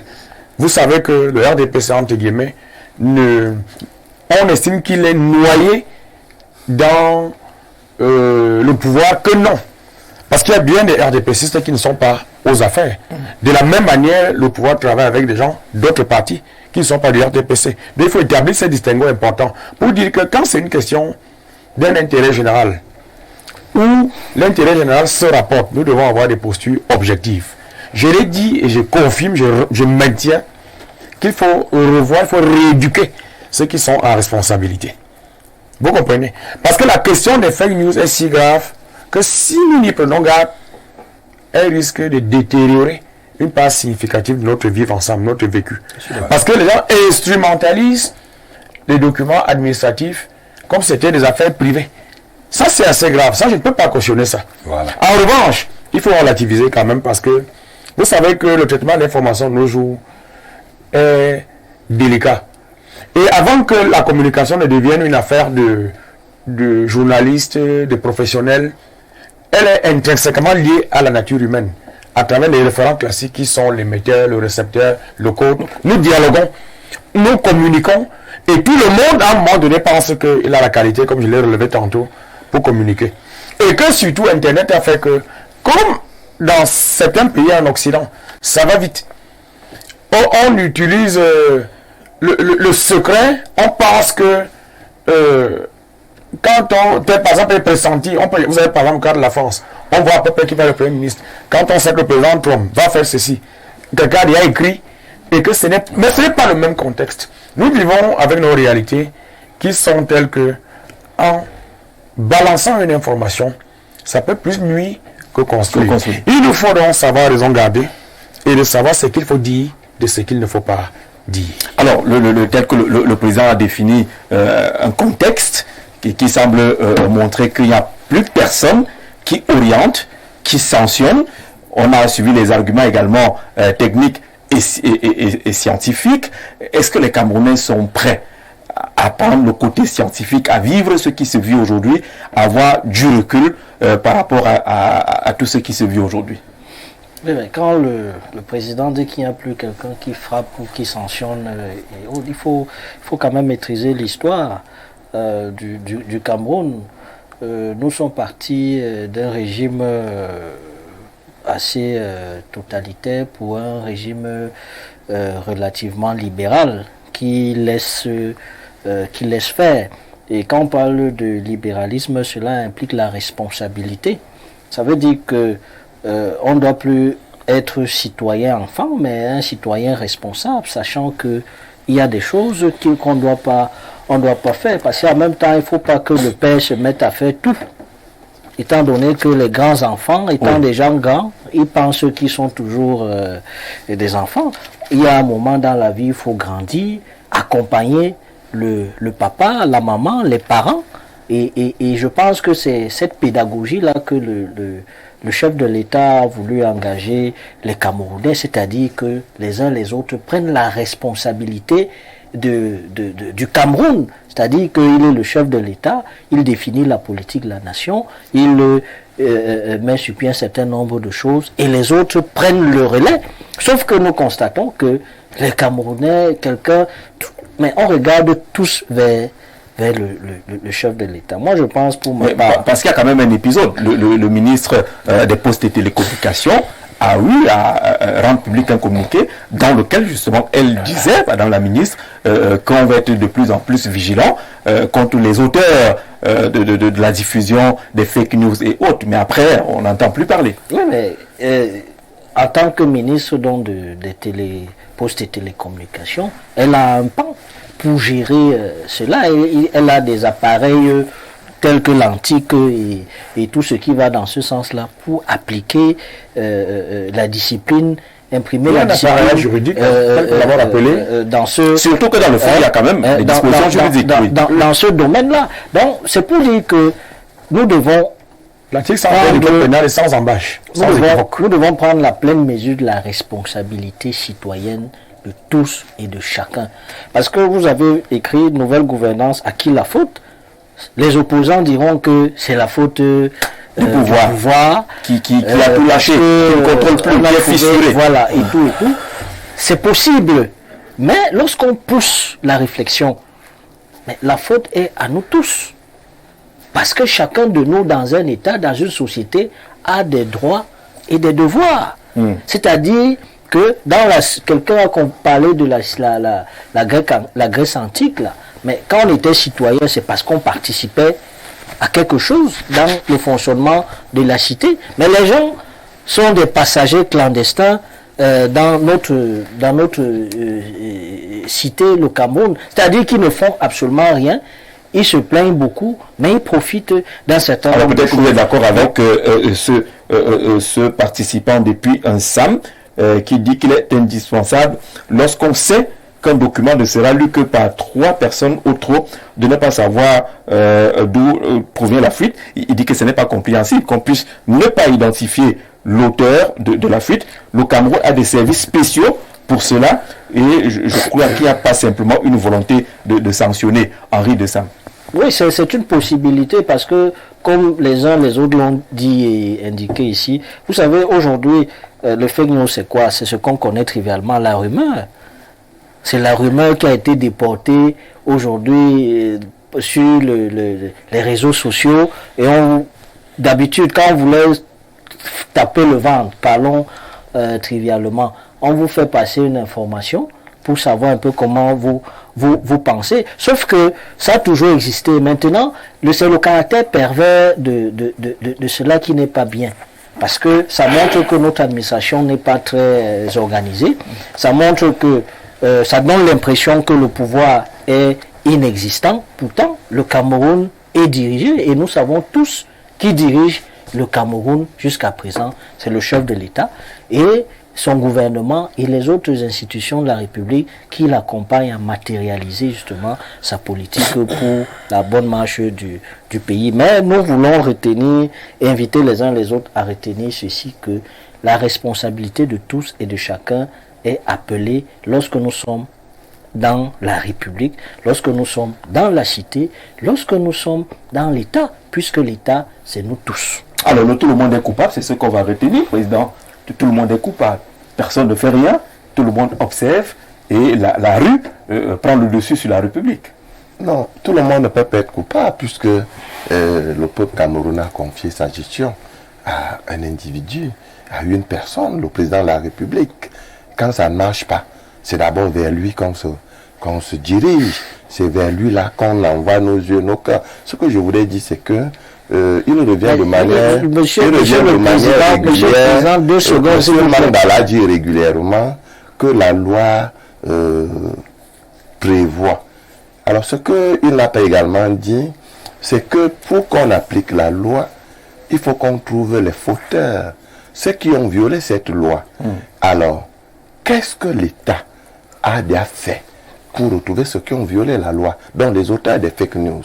Je pense à mon petit niveau que jusqu'à présent rien. Pourquoi? l'article a la possibilité de remonter jusqu'à trouver la première personne qui a publié ces fake news. Mais qu'est-ce que l'État fait? Rien.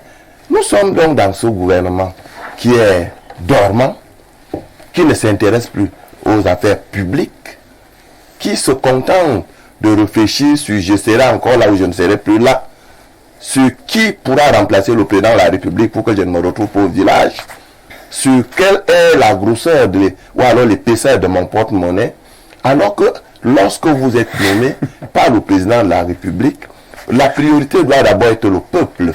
Et si on parle de ce peuple, donc, vous voyez donc que nous avons dans tous les domaines des compétences, nous avons même des institutions que le président de la République a mis sur pied, mais qu'on n'utilise pas ou alors qui ne travaillent pas.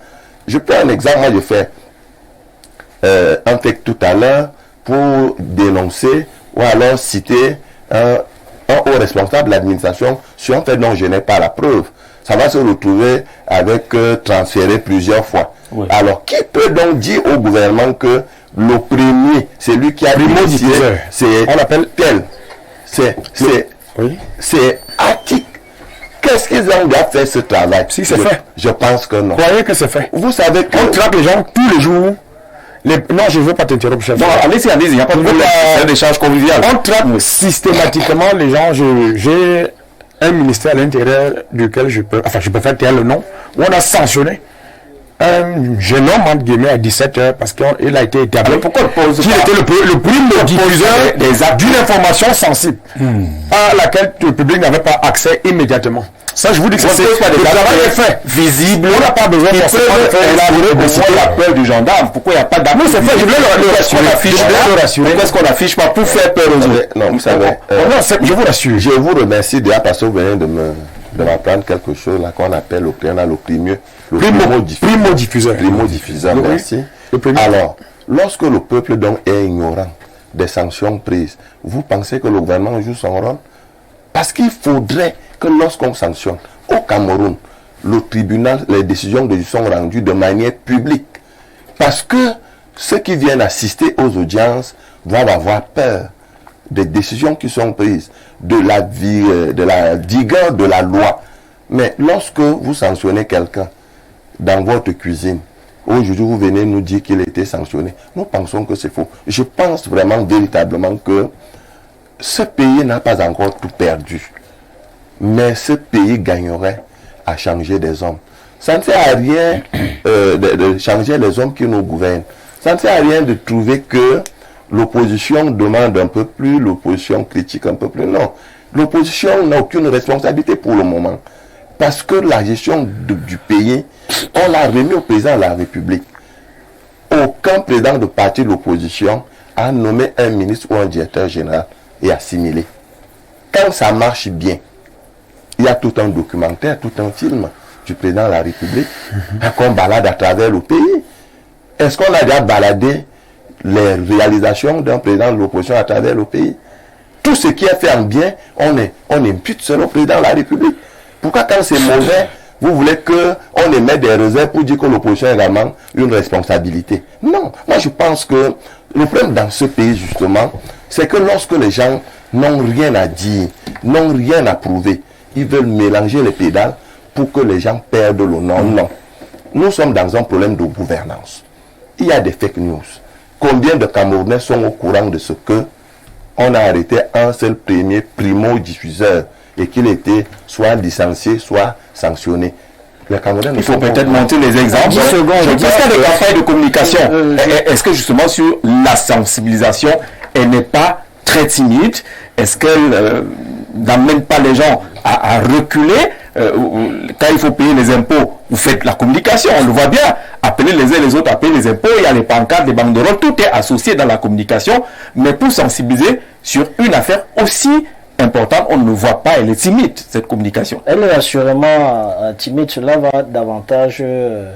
il est question de la responsabilité de ceux qui animent, parce que les institutions doivent être certainement fortes, mais il faut bien qu'il y ait des hommes également forts, des personnes qui ont un certain charisme, qui veulent s'inscrire dans la durée et dans le temps. Je voudrais préciser ici, quand nous parlons de l'opposition qui critique, il faudrait quand même qu'on se retrouve à un moment donné d'accord sur le fait que l'État, c'est nous tous. Vous voyez, par exemple, on dit souvent le patriotisme, c'est quand on voit les Camerounais aller jouer, supporter les Lions. Ça, c'est une bêtise. Patriotisme de façade. Parce que on ne peut pas se réunir, manifester au patriotisme dans le jeu. C'est dans les questions de l'État, d'intérêt général, où nous tous, à un moment donné, on doit, quels que soient les clivages, qu'on doit se retrouver pour dire que bon, pour que ça avance, voilà. Parce qu'on a l'impression que ça sert des intérêts de certains. Parce que quand vous voyez le raisonnement du président national, c'est inquiétant. Parce que comme le régime actuel, il n'y a pas que le président Paul Biya qui est le président national. Le régime actuel, les démocrates indépendants. Le régime actuel, s'il vous plaît, a fixé le cap pour 2035.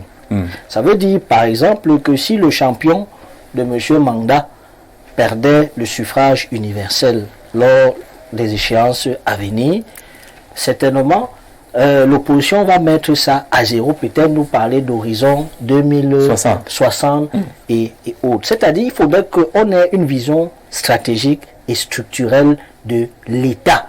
Et que chacun, quand il arrive, travaille pour atteindre cet objectif. C'est-à-dire, il faudrait qu'on travaille dans la logique de l'unité, quelles que soient les diversités, les particularismes que nous avons, mais que nous contribuons à construire cet idéal. Est-ce qu'on peut construire cet idéal de l'unité avec ce que Joe Walters a défini tout à l'heure, parce que ce n'est pas le fruit du hasard, on n'est pas victime.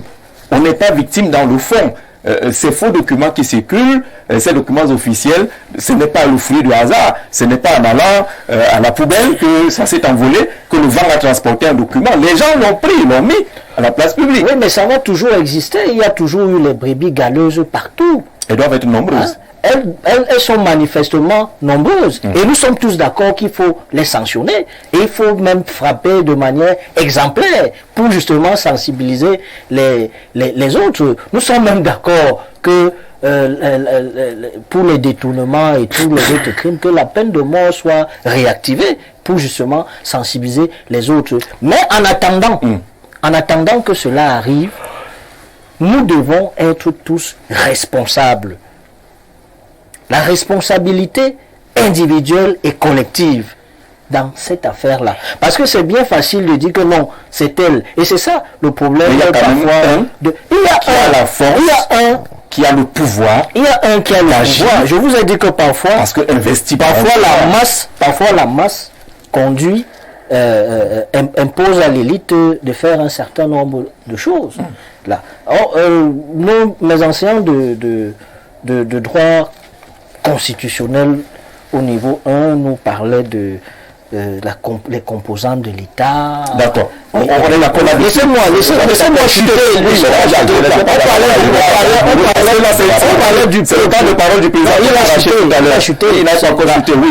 On parlait du peuple qui doit jouer le rôle, qui est différent des populations. Il faudrait qu'à un moment donné, le peuple camerounais prenne ses responsabilités. Parce que les gens sont nostalgiques de l'État-providence, où l'État faisait tout.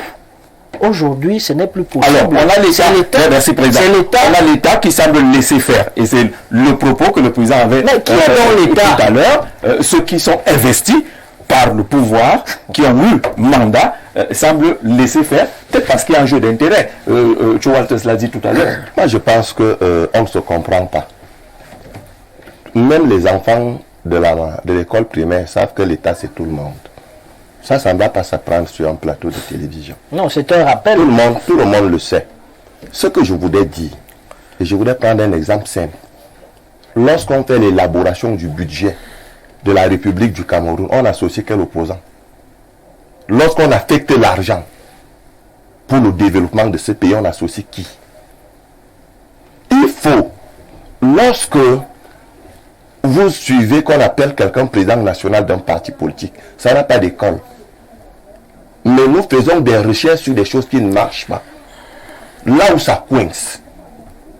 Vous avez vu la position de l'honorable Cabral Libi, qui s'est opposé avec votre fameuse dictature enfin, je voulais dire discipline du parti. Ces lois ont été votées. Je dis ceci, j'insiste, je persiste.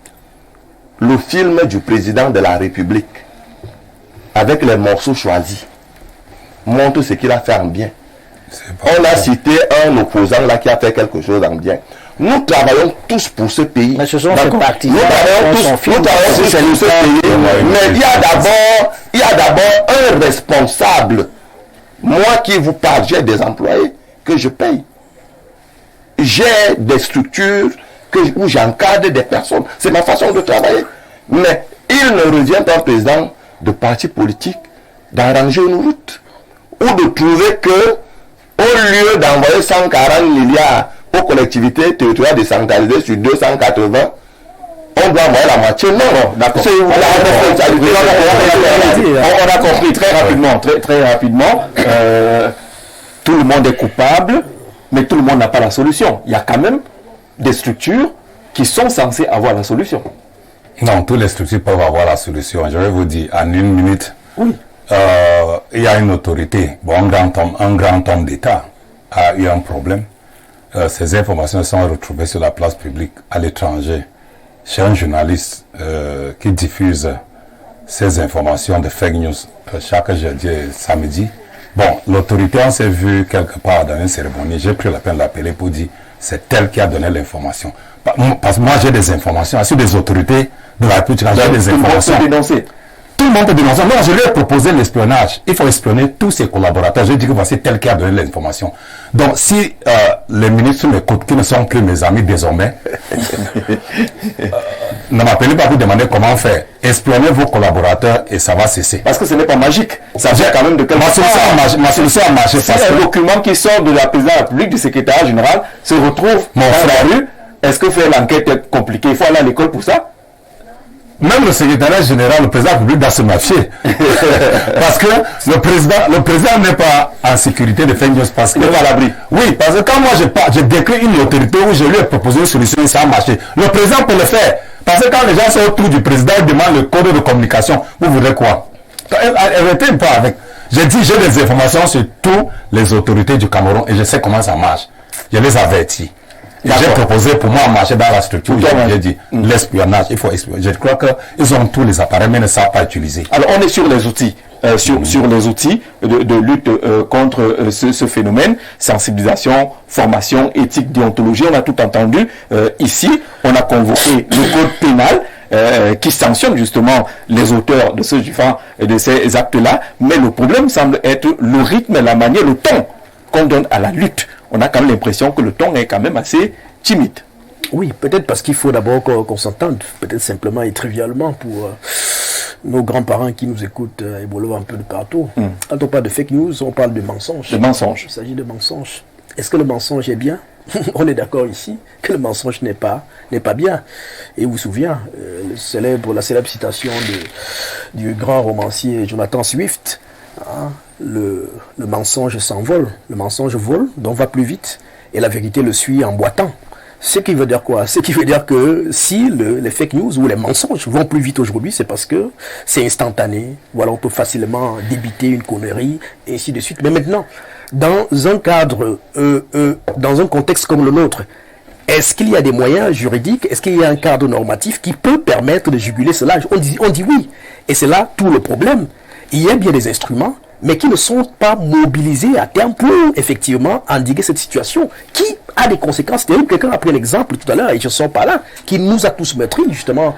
On sait très bien qu'il y a aujourd'hui un parti politique qui se plaît justement dans ces mensonges-là, dans ces fake news-là, pour justement mobiliser une certaine idéologie qui pourrait faire peur et qui pourrait peut-être donner du crédit à leur champion.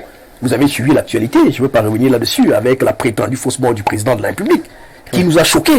Et la suite, c'est que c'était même pas d'ailleurs une première fois. Donc, on n'est pas habitué à cela, mais la question c'est qu'est-ce qui est fait pour qu'il n'y ait pas une troisième, une quatrième, une cinquième fois. Et c'est là où on dit, et on est d'accord avec ce qu'ils disent ici sur le plateau, qu'il y a des instruments. Mais pourquoi ces instruments ne sont pas mobilisés à fond et utilisés pour qu'on en sorte définitivement? Peut-être parce que les gens tirent leur intérêt, chacun a son profit là-dessus. C'est ça, non? Chacun a son profit. C'est pour ça qu'on endort les instruments. Bon, je vous permets d'avoir le dernier mot. Oui. Merci beaucoup. Ce que je voudrais dire, c'est que je puis comprendre que certains de nos jeunes, en l'occurrence, peut-être du fait de l'oisiveté ou la prodigalité, s'engouffrent dans des matières, des couloirs qui ne sont pas à recommander. Il faut savoir, il faut questionner la question des sources lorsqu'une information vous parvient. Oui. Distinguer ce qu'on appelle le Congossa de ce qui est officiel. Officiel étant ce qui est issu de l'autorité. C'est-à-dire que si vous êtes dans un lycée, vous savez que la voie autorisée, c'est le proviseur, c'est la version officielle. De comprendre que nous sommes à des moments... Mon cher, c'est très difficile parce qu'avec l'avènement des réseaux sociaux numériques, c'est très difficile. Vous savez très bien que le journalisme aujourd'hui, ou alors celui qui s'est désigné par journaliste, c'est devenu très générique. Il y a aujourd'hui des web journalistes, des gens qui, à partir de la tout à fait, docteur, mais que de toute façon, ce qu'il importe de comprendre, c'est que la citoyenneté doit toujours prévaloir. Et que nous devons, chacun à son niveau, toujours mener en soi cet impératif, porter l'impératif de paix. Nous allons à une année délicate. Comme je l'ai dit au départ, je vais conclure par là. Il faut que nous demeurions dans la sérénité et la stabilité. Et nous savons où nous la trouvons. Restons ainsi. Merci monsieur d'être venu. On retient la citoyenneté comme mot de chute de cette causerie, le grand soir sur Info TV. On dit merci d'être venu. Merci à vous qui avez regardé à la maison. Rendez-vous demain, 17h pour notre édition.